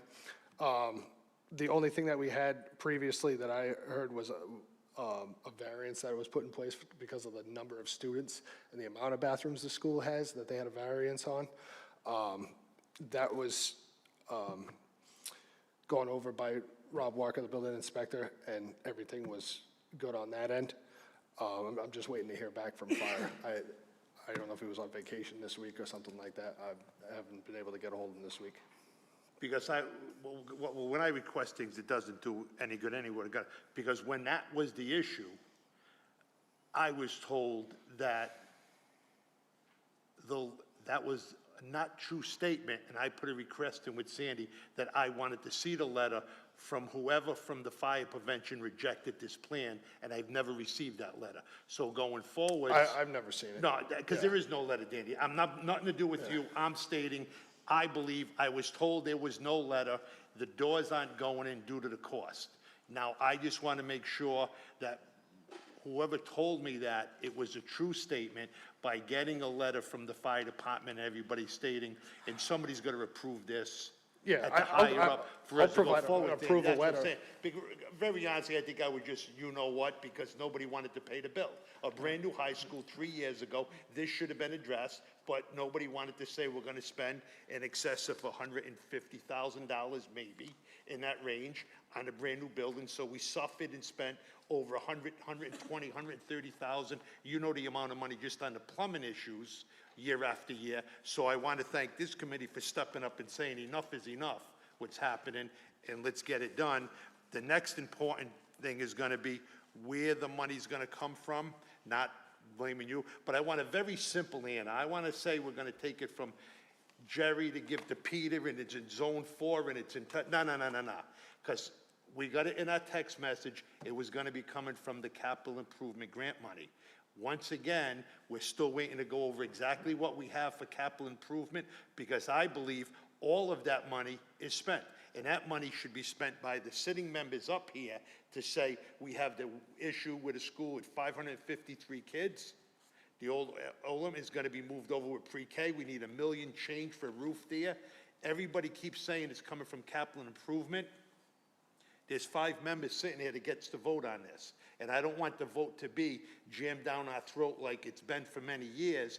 I want us to be able to research and say, are we gonna give up the $60,000 if we do from capital improvement? Or are we still sitting on 200 grand from the sale of a building that should have did this 3 years ago, but the building wasn't sold, but the building was sold over a year ago, I believe, or almost a year. We should have been talking about it then. So I want to make sure that we're in the loop of where this $60,000 is coming from. That's just my opinion.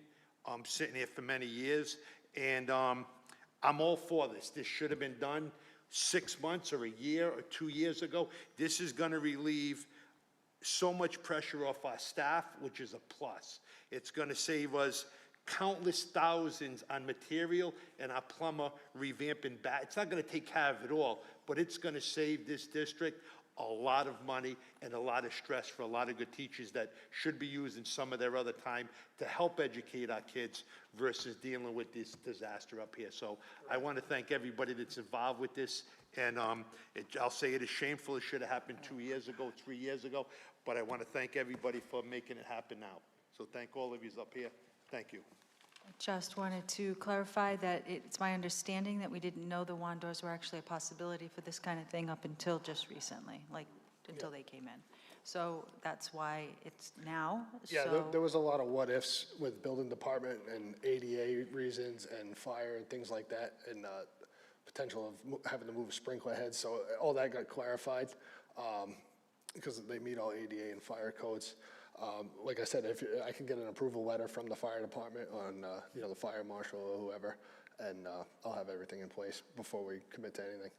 Oh, no, like I said, I just want that letter because that's going to let me know somebody lied to me. Right now, it's a conversation. If the fire department says that this plan is an excellent plan, it meets all of our criteria, then I know somebody lied to my face. That's just the way I operate. If you want to tell me we can't do it because we don't got the money, I'll disagree with you, I'll argue with you and say we got to look for the money, but don't tell me something and throw it on some other buddy's back just to say we don't have the money to do it. I don't operate like that. So I would appreciate a letter from the fire department saying that this plan is a doable thing for this high school. Definitely. Thank you, Danny. Yep. Any other questions for representatives? Oh, well, good. Thank you. Appreciate your time. Thanks. Absolutely. And Danny, just going forward, is this, we're going to do a contract with them and everything, so we'll have that's what I say, we're going to have start times, we're going to have, because this is important. If I can ask you, is it something that we can do on the weekends or maybe like when we close? I see that, that's on public record. I like that guy. I like you. Thank you. Well, Danny, Like at hang on a night or sec. something like that? We did have a discussion. Yep. That was, yeah, that's where I was going with that. Is that still a tentative plan, the winter break? Winter break, yeah, so it all depends Depending on on- the yeah, vote no, I tonight, understand right? that. So we get a contract signed, I get all our paperwork from fire department, building department signed off on, we get permits, we're good to go. So 2 weeks won't hold you up? In other words, if we approve all of this in 2 weeks, Danny gets everything, you think we can do it over the winter break? We'll make it happen. I like that. Very confident, publicly confident. Absolutely. Thank you, guys. Thank you. Exactly. Next item. Discussion, action items, bus camera update, Mr. Lewis? Yeah, so real quick, it's pretty simple. We have all of our buses, all 36, I believe it's 36, right? 36 buses, all outfitted with our cameras, and I believe all of the training has commenced this week. Also We correct? did have a training on the cameras this week. We're awaiting our login information. Everybody that needed to be there was there and got the training, including IT, including Director of Operations, as well as a member of Ocean State. So we're just waiting for our login information to see the multifaceted cameras that will give us the options that we need to have. We just had that. And there's a grace period for the public, correct? Where we notify the, There would be, but Yeah. that's on the other side. that's on the Yep. other side, right? So we're just taking care of what we take care of on this end. And, yeah, just wanted to make sure that everyone knew that all of our buses have all the cameras. Okay. Just quickly, so do we now have the cameras that Ocean State provides and the cameras that? We do. The Correct. Ocean State cameras are on the bus, as well as Gatekeepers cameras are on the bus. And Dave, I just want to follow up that Yeah. publicly, we had a discussion today, we're going to find out what the cost for this, four yes. of the Ocean State bus cameras. I think we're going to maybe be the only district in the state that has 7 cameras on the inside of a bus. And I just want to make sure if the taxpayers are paying that bill, what that cost is, and if we can adjust it and eliminate any of them, we'll research that further, but that's been in the works with me and you for over 2 months trying to get that dollar amount. Correct. So that would be the first question. The next question I have on that, do we know when the stop-arm cameras are going to be activated? I haven't gotten that information yet. I haven't gotten that. The training that we had was for the inside, for us to monitor the inside progress, the inside cameras, the stop-arm cameras. They were active in that vision, so we could see the outside as well. So I don't know, Dave, you asked when it was going to happen for the public, when it was going to go live. That I don't know. So we can I try can to find work on that out. getting that And I also answer. wanted to be, I did, after our conversation, I did ask a little bit, that cost for those cameras from Ocean State was in the contract. And the school committee, put in the contract a sanction if they didn't have it up and running by the start of the school year. So because the timing was off, they had to put it in, so that's why they're there. We're still going to try to get, Diana's going to try to get that dollar amount. That breakdown cost. That for us. breakdown, but I don't know, there was nothing that we could do because it was in the contract. And it was already moving, so they didn't incur any fines or penalties. Oh, no, I don't know, Andy was up there when he said that, I fully agree with that. We and myself are just looking for that dollar amount, in other words. And the reason that I say there has to be a dollar amount, because nobody just puts that type of technology in these buses and not know what it's cost. If they say that we're not being charged for it, I'm okay with that. If they say we're being charged per bus, per day, for 180 days, what does that cost? And we, as a committee, I think, would be able to decide to say, are we comfortable with 3 buses with cameras with Gatekeeper, and is there a penalty to take out the other 4, even though we got to pay a penalty? Is it going to save us money? I can't do any of that research because I keep hitting a blind wall saying nobody knows how much these cameras cost to put in it. If Ocean State says they were free, then we don't have no issue with this. We got 7 cameras on the bus, 4 of them are free, and Gatekeepers are free. So we're a district with 7 buses, 7 cameras that are free, which is a great thing, but I don't think that's the truth. We are going to dive into that contract a little bit. Thank you. And if we can just, as soon as, we find out if, the stop-on cameras are up and running, if there's gonna be like a 1-week grace period if anybody passes them, kinda like with a stop sign or red lights or something like that. I believe it's 30 days, but I could be mistaken. It might be 30 days. So that's what Dave just asked, actually, and I said that was probably on the other side, right? But I can find out that there's got to be some level of a grace period as it goes through, and I think Yeah. that, There is a grace period, I just don't know when it takes effect. And we'll kind of put that out to Yeah, the no, district, to I'll all try, the parents. yeah, and no, I'll stuff try, like and that, I'll yeah. try to get the answer to that as well. Thank you. Thank you. Next item. East Providence High School track update, Mr. Ferrara.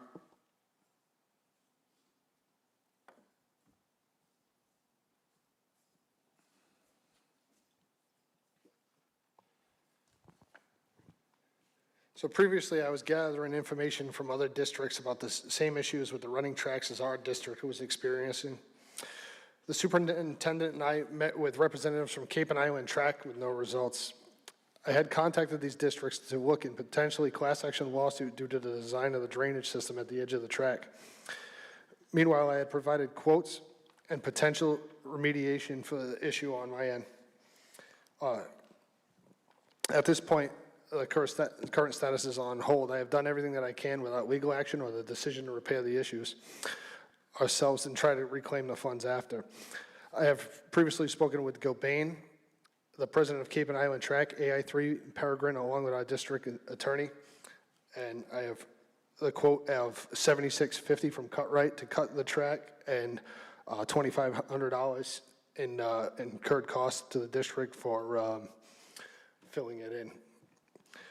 We have to take into account that any work that we do to the track will void foreseeable legal actions if we, as soon as we go to cut the track, if we're gonna pursue any legal, it's out the window at that point. So Right. we would just need a decision on what route we're gonna take at this point.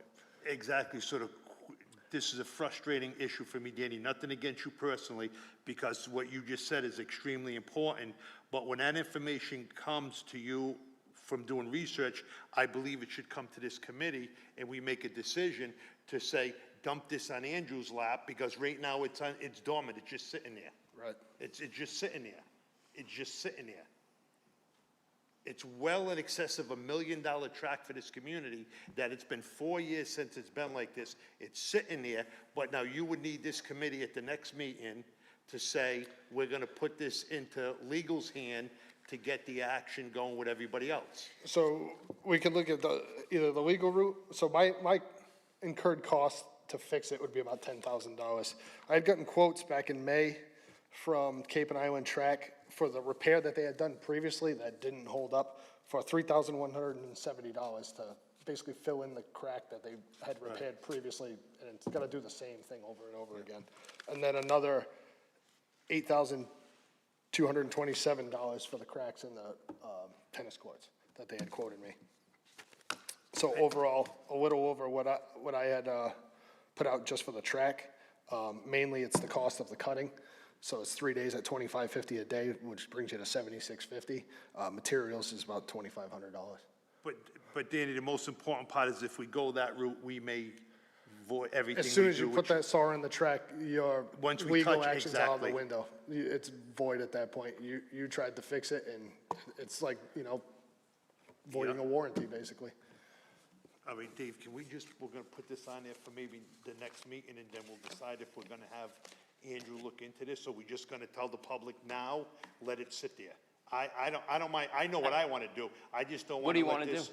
I want the legal team to look into this, I just don't want the public to think that we're sitting here doing nothing about this, but technically, that's what we're doing, and to instruct people what to do. So I think if we could put this on the next meeting and see what Andrew says, if Andrew says if we touch the track, we own it at that point, then we'd make the decision, let's go forward. I would imagine that's what he's gonna say, but absolutely, yeah, we can put that on the agenda. Danny, out of the options that you mentioned, any of those, or how do I wanna word it? Out of the options you mentioned, are any of these worth the investment to void, I guess what I'm trying to say is to void a warranty or any type of legal action down the road? Are any of these To avoid options it worth it? completely? Yeah. The option that I had gone over with a few contractors and, Peregrine and things like that, and I've reached out to other track builders and things like that. What we came up with is putting an expansion joint in there. That's the most viable option for repair right now, with a different, more flexible product. What you have there is you have asphalt that meets concrete, and then there's a poured rubber surface over the top. So you're getting movement of the asphalt and the concrete in the wintertime, which is leading to cracking. So I had reached out to a few other districts. They have the same issue. I think North Kingstown has the identical track, and they have the same exact issue. It's just the design. But in the long run, will it fix it completely and last? Yes, to a point. It'll be better than what you have now. Will you have to repair it over time? Yes, also. But the cost to repair it will be basically a poured silicone that you can just apply and re-pour it right in the cracks, and it'll self-seal. The elasticity of it is extremely better than what you have now. Anybody else have any? Go ahead, Brian. Yeah, thank you. So just for clarity, I'm recalling the conversation that took place, I believe, at City Hall the last time we discussed the track. And how much longer do we have on the warranty?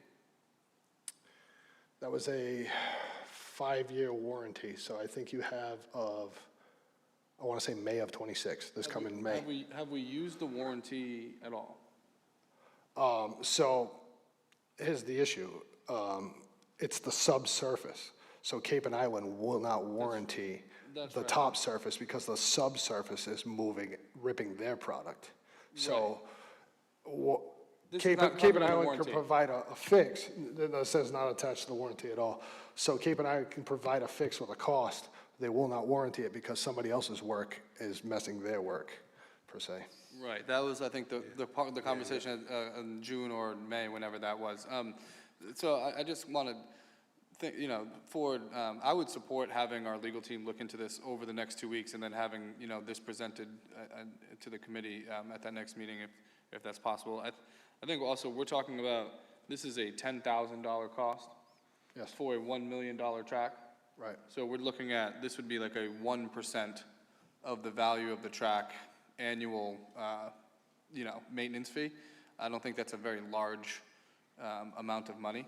When we're talking about, if it's $1 million track, $10,000 a year isn't that much money to keep it up. You're not even looking at that. The cutting cost will be a one-time cost. After that, you're probably looking at $2,500. So to initially cut the cracking that you have now and make that channel will be one time. Once you pour the expansion joint in there, it will just be repair of the expansion joint over time. And then so that cut will remain. And essentially, as of like May of 26, the warranty is irrelevant anyways in 7 months. For what we may be asking our legal team to look into would be what?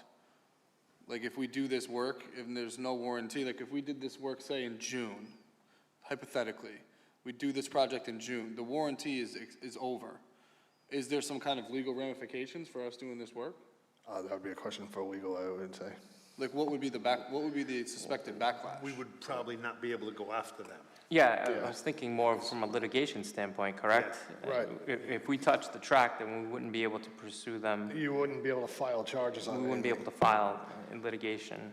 I think that's. It's basically like tampering with the product. Right, exactly. So the second we repair So that would be in a circumstance where something happens, where someone was injured, say, or, I'm just not following like why. It would be changing the specifications from the originally spec'd plan of the track, right? So you're changing what was spec'd and what was actually warranted. So if you're putting a different product into it, the legality of it will be out the window. That's out the window in May, right? I think it's also out the window, kind of like, remember when the bridge demo started? There was like a cease and desist on the demolition because they had to preserve evidence, and then they were able to. So I think it's a situation where it's like that. If there's some type of legal action, they have the right to inspect and prior to us altering it or any of that type of stuff. But we'd have to get Andrew to weigh in on that, but I think it's something like that. Because then what would the other, if this isn't under warranty, what's the other option of repairing it? They would just take Cape and Island, like I said, for the 3200 would come and they literally just sprinkle rubber in there and just burn it back in the crack. But as soon as it, heaves again or moves in the wintertime, it just tears it apart because the elasticity of that rubber is so stiff in the wintertime when it's cold, it just breaks apart. Because you have a seam of concrete versus asphalt. The asphalt's moving against the concrete and you have that seam there, and that's where it's cracking. That's why you have such a straight crack along that concrete of the drainage. I'm not an expert, but there might be an inherent design flaw. That's what everyone seems to And we're not think. the only one. I think there's value in having our legal team look at it. And Yeah, I mean, absolutely. it seems like a small cost, and it's something that we should, And we will. we should do. Next item. Final update on Waddington Elementary School, Mr. Ferrara. So the Waddington drainage is moving along nicely. The grading and loom was done on October 23rd and 27th. Paving was finished on the 25th. Hydroseed was on Tuesday, the 28th. The site fencing was removed and replaced with stakes and rope to deter people from walking on the loom and hydroseed. We had extended the paving to cover the area that was not in the original scope that Mr. Ferrer and I met on and he had requested. But that added to an extra $5,500 to the project. This area was determined that it needed to be repaved due to the existing divot in the asphalt that would cause issues such as water flow and ice buildup. I also repaired 2 areas in the drop-off area with the assistance of the city DPW on Friday, October 24th. This upcoming Saturday, November 1st, will bring the installation of the handicap lifts and the removal of all site equipment. Inspections by Par and Traverse took place on Tuesday, October 28th to finalize the job, drainage-wise. Remaining items are the handicap lifts, additional emergency switches, which were done yesterday, and they wired the hot box out front, which was also done yesterday. A few faulty flush valves under warranty, which will be swapped out on Monday, November 3rd, and the final closeout should be scheduled this coming week. I also sent out the punch list that was requested, so everybody should have that in their emails. And Danny, just so that's why when I take a look at that punch list is all closed out? That's the it's done? closed out, finalized, yep. I'd like to have Pat share some district photos of some of the projects that we've been working on.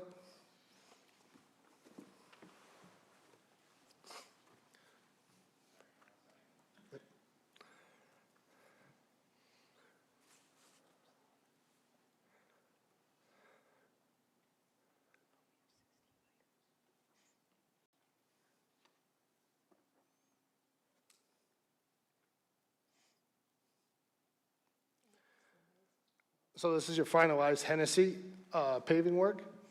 Now with the painting that was done this past Saturday, your new basketball court, your parking spots, and the new grass area that we incorporated. I just got word from the Boys and Girls Club that they have the trees in hand, so we'll also be planting those next week to have a fruit tree grove along the Mercer Street side fence. You go to the next one. You have a new single-place basketball court on the other side and new 4 squares. I love it. That's an aerial shot of what it looks like now. And that's what an aerial shot of what it looked like previously. It looks great. That's another previous photo. A couple more previous. So this is the new oral paving with your striping in the front parking lot, also with the new drainage work underneath. That's your new teacher's lot. And there's that aerial photo of the courtyard that was done last summer and the new paving and painting. And some before photos.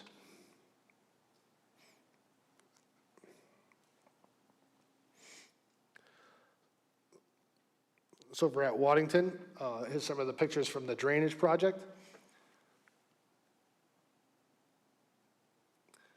We had a few trees in the back that were leaning towards the neighboring house and causing some issues, cut down to open up that area, and they spread some loom in there to potentially grow some more grass instead of having moss and things like that.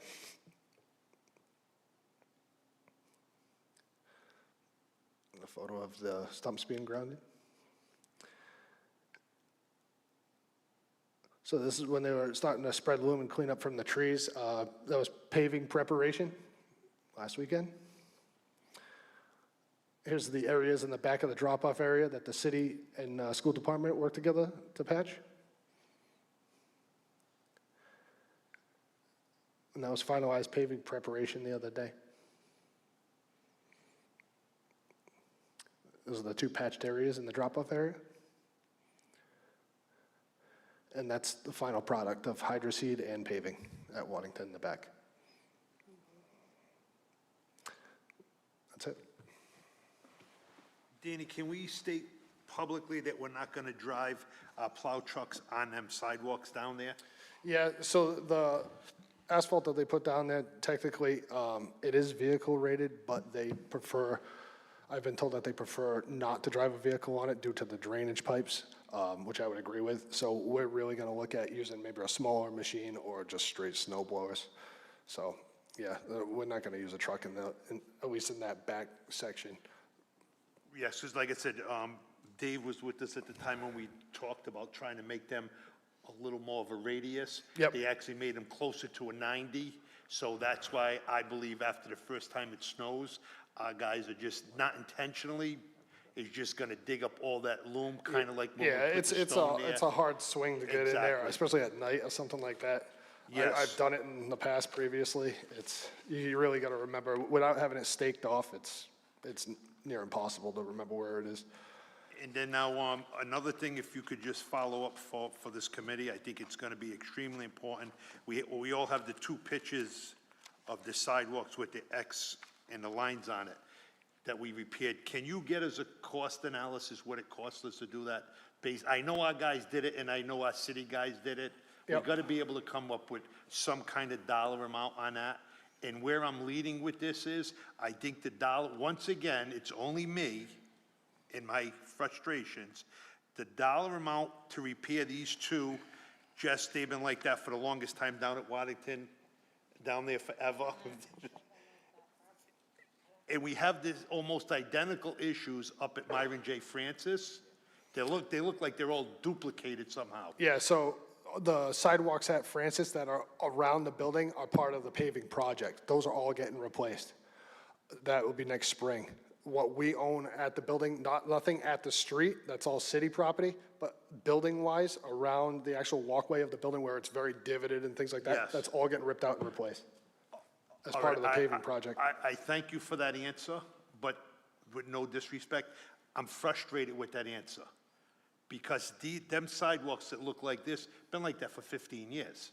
So we're telling our public and our kids and our teachers, it's okay to walk on, not you personally, Dan, against you, just at my frustration towards the environment that we think is okay in this community, those sidewalks are the same as this, or some of them are even worse, but it's been like that for 12, 15 years, and we keep telling ourselves in society that it's okay, it's okay. But the problem is, once we come up with some money, then we're gonna go there and redo all the sidewalks. Like the two patches that we did at Waddington brings that sidewalk back to probably a level 9, where it was probably at a 4. For pennies on a dollar, when we get issues like this here, we should be able to discuss, do we have $5,000 to go out, works hand in hand with the city, and fix 8, 10, or 12 of these for 5, 6, 7. We don't do that. We let them go to shambles for 20 years and then say, okay, we got $800,000 to go and fix them. That's a total disrespect to the teachers, parents, and kids that have to go to these schools. And we got teachers that's been crossing some of these situations for 20 years. I think our guys in the city, she just showed it on the thing. We got the capability of doing that. I think what I would love, if you wouldn't mind doing, is just try to put a quick dollar amount. Did we have 2 guys there for a half a day? Was the city there for a day? And say, okay, to patch those 2 areas might be $1,800. Yeah, so we saw cut it and dug it out, and then the city came down, compacted it, put the asphalt in, and then plate compacted it. We were there probably 3 hours total. That's what I'm saying, Danny. So when we talk about repairing things that are major trip hazards, we're at a low cost that if each year we did 4 or 5 of them, in 4 years, we would bring our sidewalks back and eliminate 80 or 90% of the trip hazards. That's what I'm kind of shooting for. Not to do all new sidewalks, we may never be able to do that, but to do a better job maintaining them, working with the city, the great bunch of guys on the city highway crew that works with us. So I want to thank you for all of the work you've been doing, but I'll state it publicly, I'm a little greedy sometimes, but I see good work, and it's for a great cause, a safety issue. I just think it's a really good thing that we're going forward so far, Danny, so I want to thank you for that. Thanks. And everybody involved, Danny, too, because I know it's a team effort, everybody that's working with you. Steve, right along with you sitting up there, buddy, so we're going to get there. We're getting there. Thank you, Danny. Thanks. Thanks, Danny. Next item. Full library, teen civics, Ms. Bouchane. Thank you. I just want to end with the fact, Tony Ferrer just said we're getting there. I never thought I'd be able to see Waddington the whole time I've been sitting up here. The back of it looked like that, so thank you. And Danny, thank you for also sending us all the paperwork you did this week. Pretty much everything that you said here tonight was sent to us prior to tonight's meeting, so thank you. I appreciate it. So last Tuesday, I was asked to speak at a teen civics. It was a 6-week class. It was held at Fuller Library. I am asking that we allow the students to come to our December meeting because I'm just going to overview it. This was phenomenal. It was a privilege to be there. They also have had the Secretary of State there and the mayor there. And they were talking about local civics and government to generate change in East Providence. There were some high school students, some elementary school students, I think one middle school student and 2 homeschool students. It was unbelievable, the conversation that I had. Professor Kate, I'm going to say her last name wrong, Sharpira from Brown University is the one that conducted this 6-week class. And what came out of it for me and what came out of it for what they want within the schools, East Providence School District, is school safety and bullying. So what their whole purpose is, they want to implement, it's unbelievable, these kids, implement a de-escalation training to students within our schools to be able to react to situations in schools with confidence and kindness before a staff member can intervene. So they couldn't be here tonight, but they do want to come, and so we're going to look at the December schedule and see if we could do that possibly, just to speak and to let you guys know how they feel, and maybe work with our state delegation on some kind of grant money to help start this program that they are really, really amazing children. So that's what I had to say. That's great. You just let me know if we can put Oh, that yes, on the 100%. December agenda. I'm just waiting for the students to get back to me. Excellent. Thank you. Any questions, follow up on that? Good. 6-week Fuller Library Teen Civics class. Next item. Food bank hours of operation and contact information, Ms. Bouchane. So I put this on the agenda prior to not knowing what was going to be happening this weekend for many, many families, actually 5,390 SNAP participants within the city of East Providence. I did this because of a personal friend of mine who lost their job last year in the middle of the school year and did not know how to get a hold of anybody in order to get food from our food bank. Because she was very embarrassed at the time, and the school, I believe they told her that that they do that at the beginning of the school year. So that being said, I don't know if I know Mr. Hanlon's here, I don't know if you're here to help me answer questions, or if you can answer questions, but I do have a handful because it's a shame I don't know them. When we opened up the food pantry in 2022 or 2023, 2022 maybe, Stop and Shop came, we had a big spread, photos, newspaper. Stop and Shop had donated $125,000 or something like that. We Share Hope did, Campbell's Snacks did. I have not heard if any of those people are still giving us money. So I don't even know what the food we have in the pantry and where we get it or how we get it. I really don't. And I do know that I need to know if additional families throughout the year, if it's not just like a one-time, I need money and I need food in August or September, I need food now in January. I didn't need it in August, but now I need it in January. How do I sign up? How do I get there? How do I get to that point? And I have been adamant for many public meetings that we need to open up that food bank on a Saturday morning for a couple hours so the families that feel like the food insecurities are affecting them, that they can just go and get it and not have to go through a whole bunch of hoopla to get it, which I feel that's what is right now. You have to call a number, tell a social worker. If you don't tell the social worker, you have to call a number. Well, what if that person doesn't answer? What if it's a Saturday morning and I need food and we have it in our school? These are our students. I just feel like we can do better. So, anyone who can answer anything I said, I'd appreciate it. I have some answers. I love it. Oh, and before you do, I do want to give out a huge shout out for Mr. for putting that post. I'm going to assume it was before I even put this on the agenda. Yes, it was. So that the post that went home to all the parents that asked for if they need any assistance, it went in the, what's that thing that we call the Parent Square? Parent Square. Yeah. So check that if you need it. So yes, please, thank you. All right, so our, Stacy Messier kind of heads up the food pantry for us, and in every family newsletter, we have the contact information for the pantry.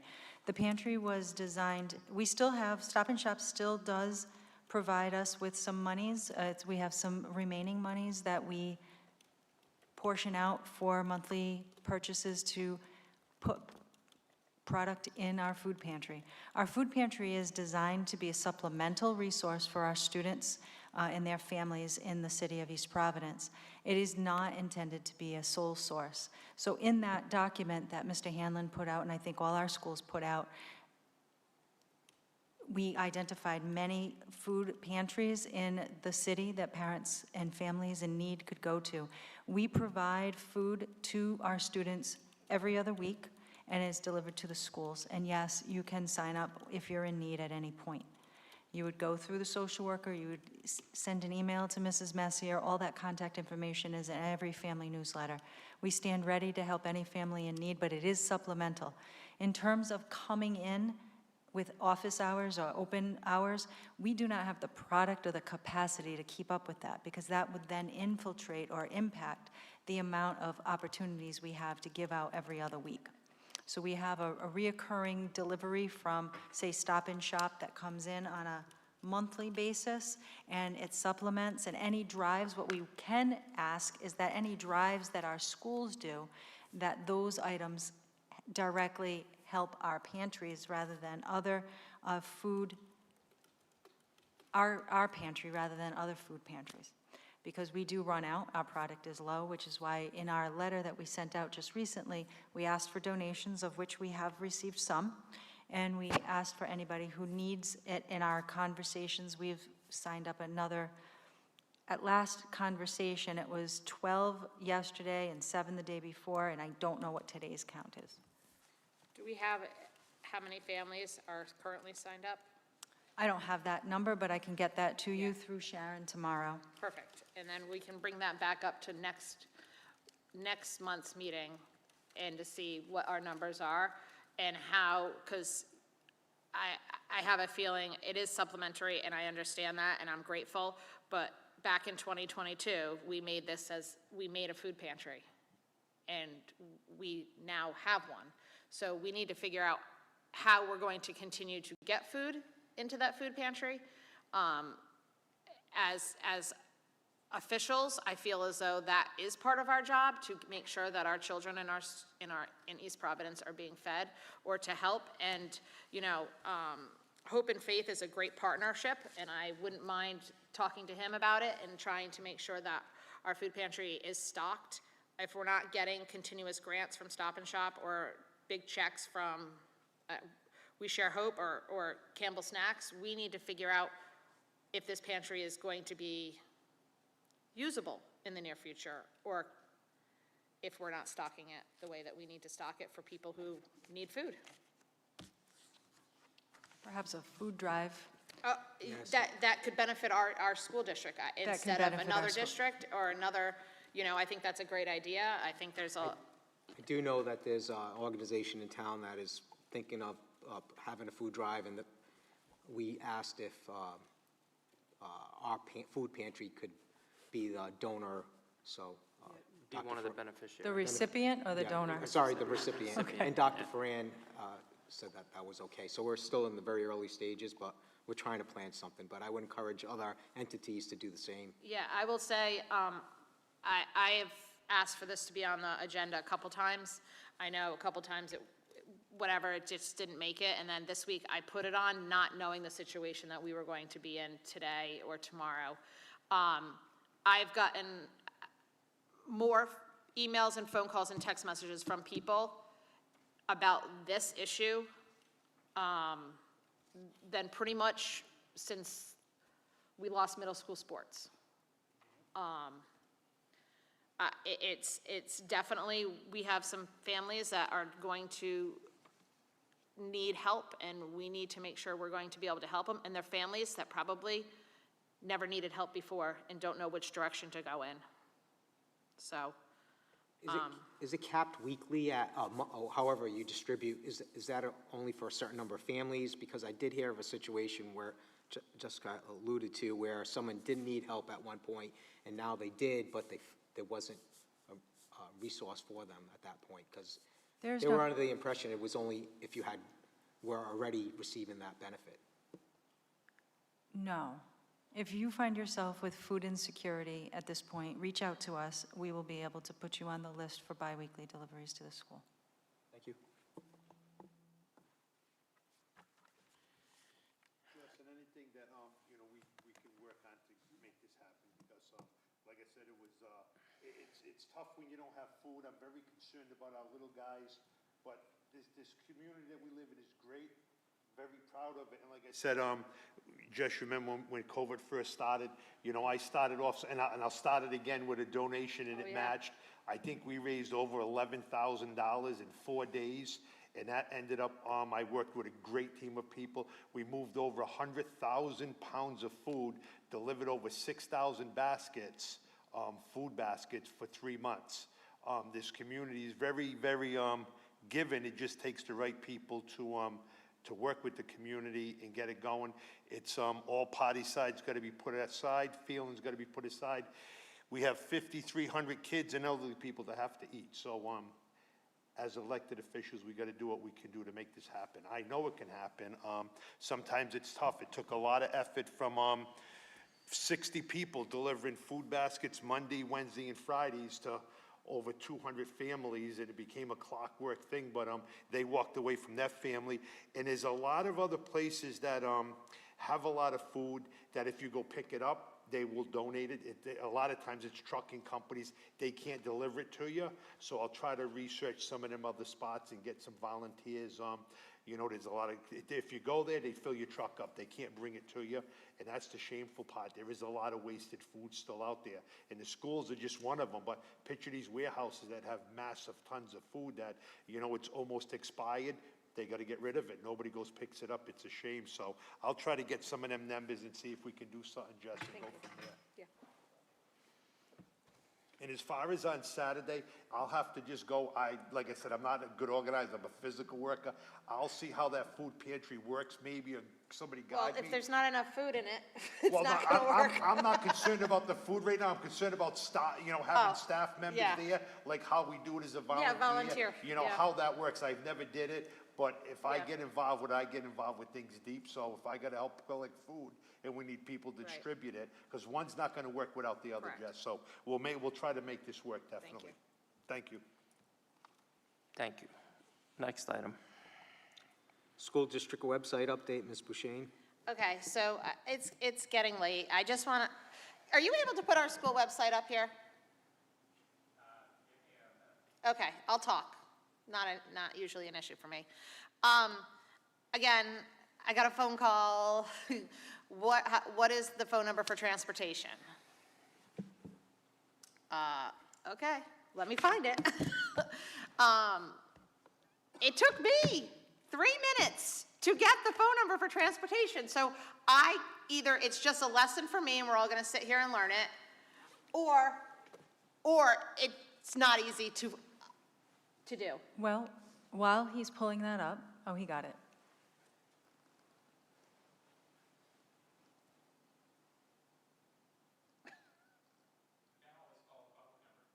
Nope, no. I want the phone number for transportation, please. Oh, and at the same time, you can look at our district policies. So the policies are in a PDF format. We recognize that, and that's absolutely something that's top Watch on our this. list. This is what upsets me.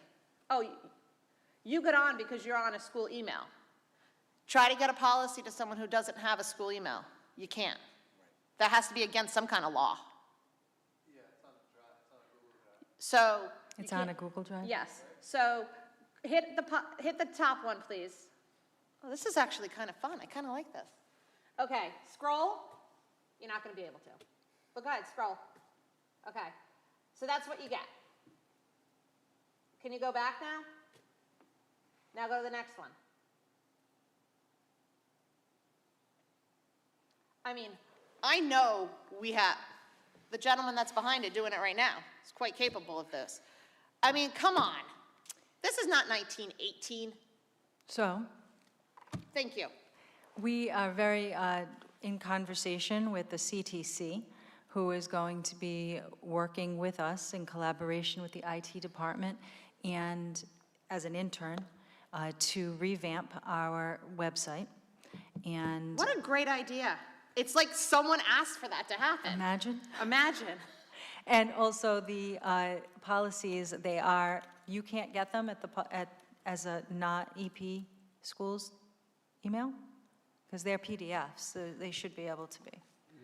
No, you have to have an a district email address. So Okay. unless you Yeah, log you in as do. your child, then you could access it. I have mentioned this numerous times. Okay. And to be honest with you, probably at least 15 to 20 times I have said, you cannot log on unless you have an East Providence. Oh, I'm sorry, I didn't hear that, but we will Well, absolutely. you probably didn't work here at that time. Can you Okay. search for the department, the transportation department phone number while Yes, this can you conversation please do that? continues? I'd like to see if that's. Because I'm not the only one that's been getting called about that.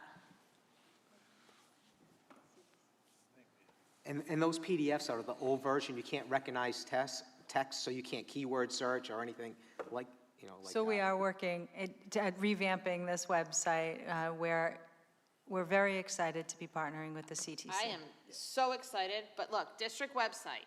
Now I go policies. It makes me pick an email. See? So I'm going to pick, my email.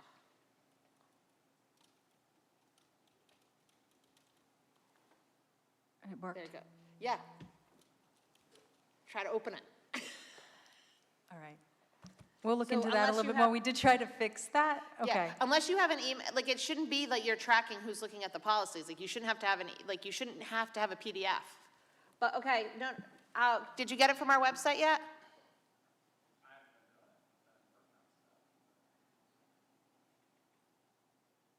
This is worth taking the time to prove a point that I'm trying to prove.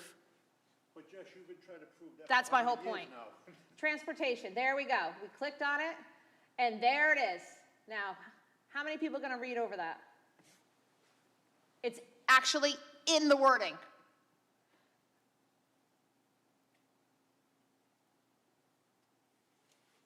Go to district directory, please.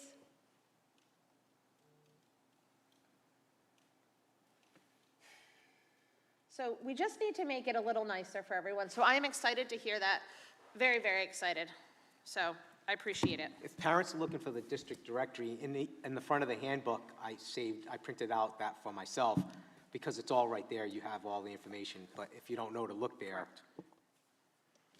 I actually printed it out from the RIDE website because all of the information's there too. Very easy to access. I'm not trying to be a pain in the butt, But it's something that I've been really, obviously I was a pain in the butt about behind the Waddington and the water and behind it, and it took 12 years, but it got done. So I have faith that this is going to get done by the end of next year. So thank you. Next item. Add accomplishments and achievements to the school committee agenda, Ms. Bouchane. So I just want a place that people can be acknowledged instead of announcements at the end. People, children, students, great teachers, custodial staff, secretarial staff, anybody who needs to be recognized, a school. So like Myron J. Francis should be recognized tonight. It shouldn't be under announcements. They got 9th best elementary school in the state. I think it should be recognized. It should be an achievement, and it shouldn't be under announcements when it's 10 o'clock and nobody's listening. So that's what I'd like. Yeah, so unless there's any objection, this will be on the agenda going forward. I mean, that's. And I mean, if there's nothing, like there's no PTA report, and Right. then there's nothing, but we gotta start acknowledging the good. Yep. And there are so many good things happening and so many good people doing great things that I think we need to acknowledge that. Yeah, so like I said, unless there's an objection from somebody here on the committee, this will be on the agenda starting with our November meeting. Did anyone else have anything they want to add, Brian? No, I think it's a great idea. I would support this fully. I would almost kind of recommend maybe even putting it at the top of the agenda. Yeah. Maybe this is a great kickoff to meetings. Yep. Good suggestion. Next item. Consider a vote to approve homeschool requests. I just want to apologize to any families that had their life disrupted because of the last meeting, typos and misunderstandings, but with that, I'll make a motion. Is there a second? I'll second. All those in favor signify by saying aye. Aye. Any opposed? The ayes have it. Next item. Consider a vote to approve EPHS trip to New York City in April 2026. I make motion to approve. Is there a second? I'll second. All those in favor signify by saying aye. Aye. Any Aye. opposed? The ayes have it. Next item. Is this really why you stayed? Consider a vote to approve culinary arts trip to Italy in February 2027. I'd just like to say that was really good planning. How many chaperones will you be looking for? Yeah, I'll volunteer to go to Italy. We Sign me definitely up. have 3 up here. Okay, write that down. I make a motion to approve. I'll second. All those in favor signify by saying aye. Aye. Aye. Any opposed? The ayes have it. Next item. Consider a vote to approve Admins, Inc. service agreement renewal.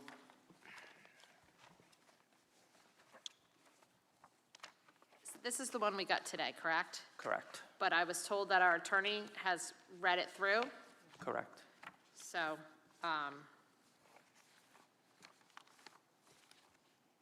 mean, I'm gonna make a motion to approve because our attorney okayed it and everyone seems to be happy with it.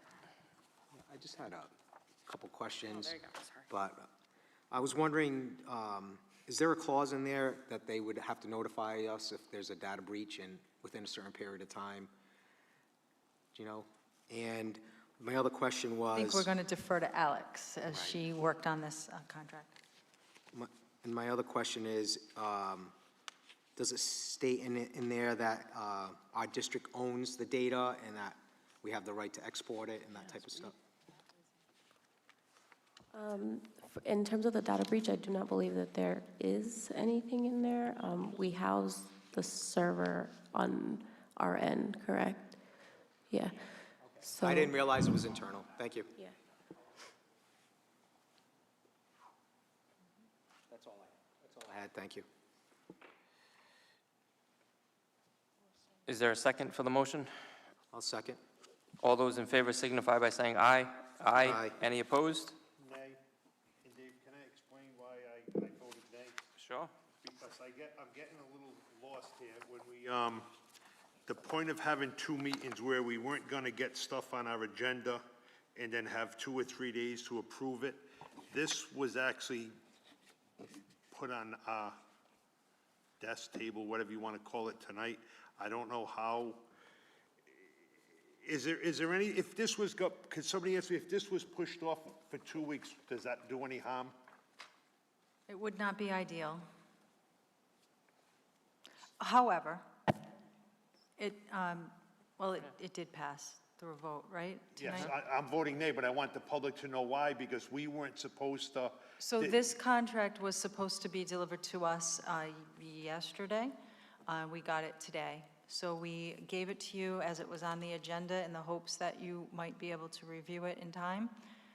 It wouldn't be ideal if it got tabled, but if it didn't. But we probably should move forward with it.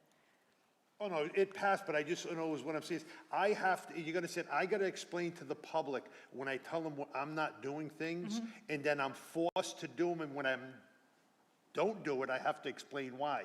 Like, in my eyes, this is unreal that we just got something a matter of 2 hours ago. We gotta do it because somebody didn't send it, or whatever, I understand that.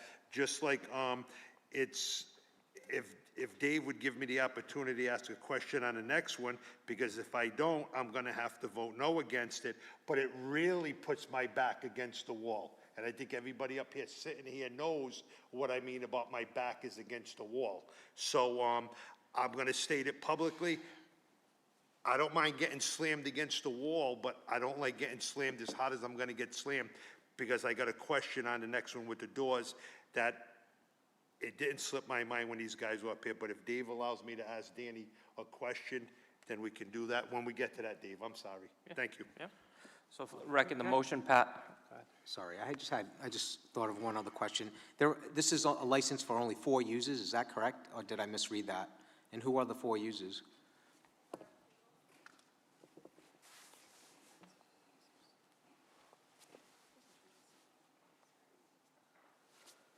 I would assume it's HR, finance. So you can have multiple users, it's just the 4 users is how many can be on the platform at one time. So before we were paying for 8, and just for cost savings, we just cut it down to 4. All right, it's not necessarily 4 specific users. Yes, Thank you. correct. Sorry to drag it on. okay, so for clarity purposes, this motion passed 4-1. Next item. Consider a vote to approve Wandor at EPHS. Danny, would you mind coming down, please? Thank you.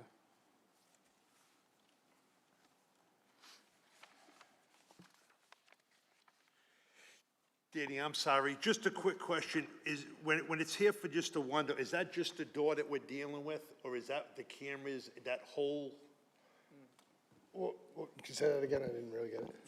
with the door, is that just the door, or is that gonna be with that whole, That's just the door. that has nothing to do with the cameras or the walkie? Completely separate. Okay, then because you know where I'm going with this, Dave, I want this committee involved with what money we're spending for security. Thank you, Danny, I'm okay with that, Dave, yep. Thank you for that opportunity, Dave. I'll make a motion to approve. I'll second it. All those in favor signify by saying aye. Aye. Any opposed? The ayes have it. Next item. Consider a vote to approve moving school committee meetings back to the high school. I put this on here. I think we gave City Hall a pretty good run from an experimental standpoint. I just think it's time we move back to the school.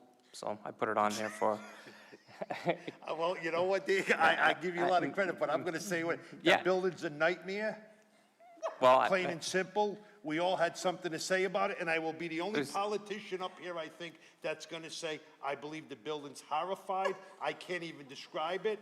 I thought it was me when I tasted it on my tongues and lips for 3 hours. Then when another school committee member said it at the end of the meeting, the place is disgusting. That's what I got to say about the people's building in this city. And I say it the way it is. Now, we can just come over here because we like this place much better. I vote aye, and I like to come back here. Well, I was trying to be diplomatic, so, but I'll make yeah, a motion to approve. That's why I put it on the agenda. So we do have a motion on the floor. Is there a second? I will second because I never voted to leave here. This is true. So that was a 5-1 vote, 4-1 last time, so I didn't vote. I second. All those in favor signify by saying aye. Aye. Aye. Any opposed? The ayes have it. We will be back at the high school. Next item. Consider a vote to approve electronics waste recycling. Okay. Does anyone have any questions for Patrick before we move forward with this vote? Just that this is $33,000 that come back to us. Correct. And we do it every year. Well, I didn't want to ask for the vote and then get a question. I figured I'd be proactive this time.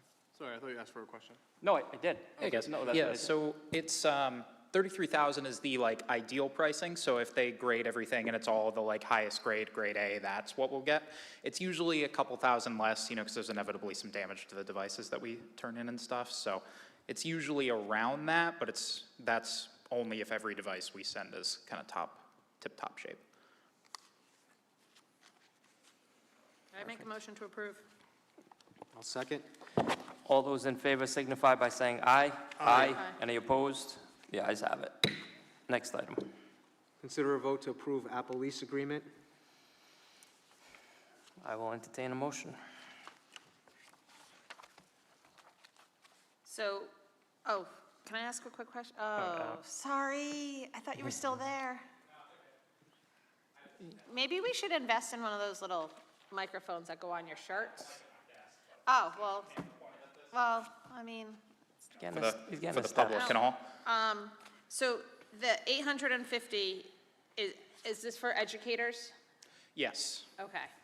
Yeah, the plan is to replace every teacher device, administrator device. School committee device? No.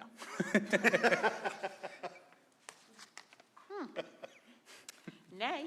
And they're Just all- kidding. They're all getting an Apple device, is that Yep, correct? yeah, we're planning on buying, or the quote in front of you and the lease agreement in front of you, because I think that's the next two on the agenda here, are 850 of the M4 MacBook Airs. They're now last year's model, because we kind of started looking into this last year. But, you know, logistics can take some time for stuff like this, sort of on the scale we work in. But yeah, so 850 MacBook Airs. How long M4s. before they're in our educators' hands? It's probably, well, it depends on shipping and when we get them in, and, you know, there's configuration we have to do and sort of setup and stuff. Probably not before May would be my guess, so we'd probably end up just waiting for the new school year, rolling them out then. Thank you. And from an IT perspective, you don't run into any compatibility issues? I know in some situations, you don't have to run emulators or any of that type of stuff. It's No, compatible with all your systems? Yeah, in East Providence, for the most part, we're pretty much entirely cloud first, so most of the platforms that everybody uses are all in web browsers, so it doesn't really matter the operating system you're working from, it's just, you know, as long as you have a browser and an internet connection, you're all good. I just wanted to confirm. Yeah. Thank you. Sit tight, Patrick. Might be another question. And I just, my apparently only there question, is. oh, sorry. No, go ahead. My only question is, the quote was valid until the 24th. Are we still good? Yeah, we'll be fine. They'll just Okay, re-up it thank for you. us. And, question, this is budgeted. And so the total cost of 950 is actually split up in over like 3 or 4 year period, and that's all properly budgeted out. And then we're currently looking at, when was the last time our educators had, how old are their devices now? 4 or 5 years? We bought them in 2021. Yeah. So we're coming up right on the end of, we buy Apple Care with all of them, obviously, because, you know, it's kind of the best warranty available. So we can get the devices replaced, and our Apple Care on our current devices is ending, I think, in February, but I'd have to check. So we wanted to start getting a life cycle out before, you know, every device that's broken, we can't get repaired. You may run into a situation where you will cease to get updates, right? Or does that happen? I don't know if that happens with Apple. Yeah, the M1s probably will be okay for another year or two. We're probably going to explore replacing some like lab devices and like digital music and things like that with the current teacher devices. Kind of have the devices sort of roll downhill a little bit since they'll get updates for a couple more years. But since, you know, we can't really get them repaired without a cost, we try to cycle them out from teachers since, you know, they're moving around a lot more with them than the kids would be in their classes. Thank you. Yeah, no problem. I will entertain a motion to approve. I'll make a motion to approve. Is there a second? I will second. All those in favor signify by saying aye. Aye. Aye. Any opposed? The ayes have it. Next item. Consider a vote to approve resolution for Apple master lease agreement. Any questions for Patrick before he heads back? Hearing none, I will. I got a question. You do. I'm just curious about why there's a resolution for the lease agreement. Like, what's being resolved? Like, has our legal team looked this over? Yeah, they have. I can let Alex comment a little more since she's been working on the lease half. Apple requires that from a government agency to pass a resolution in order to move forward with the lease agreement. It also has been reviewed by the attorney.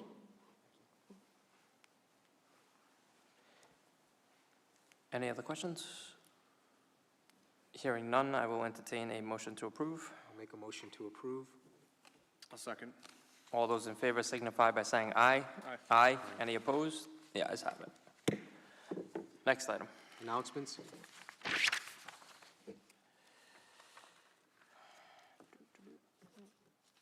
I mean, I think it's valuable to give a shout out to all of our schools in this district. And I don't know every single one of them off the top of my hand, but there were quite a few in the top 100 rated schools in the state, if not all elementary schools on the top 100. But especially, Myron J. Francis being the 9th rated school in the state, I think is pretty cool. And it really shows, I think, how far along and how consistent our district is, in the team at Myron and all of the teams and all of the schools. I think it's really great, and it's a big congratulations to all of those educators and administrators, maintenance team, and everyone supporting that community. Agreed. It's a fantastic accomplishment. I have something that I'd like to share as well. This was sent to me, so I'm just going to share it with the committee and the public. I wanted to share some wonderful news with you. Earlier this year, Ty Messier was recognized as a semifinalist in the U.S. Presidential Scholars Program, which was featured in The Reporter and on various social media platforms in April and May. We're thrilled to announce that Ty has now been selected as one of only 161 students nationwide to receive this prestigious honor. This is an incredible accomplishment, and we are extremely proud of him. To the best of our knowledge, this is the first time an East Providence High School student has received this award. A truly remarkable achievement. So congratulations to Ty Messier. Does anyone else have a Jess? Go ahead. I just wanted to congratulate the East Providence Special Olympics team. They won gold on Sunday, so I think that's a big accomplishment for all those athletes. Anyone else? With that said, I will entertain a motion to adjourn. Make a motion. I'll second. All those in favor signify by saying aye. Aye. Aye. Any opposed? The ayes have it. Good night.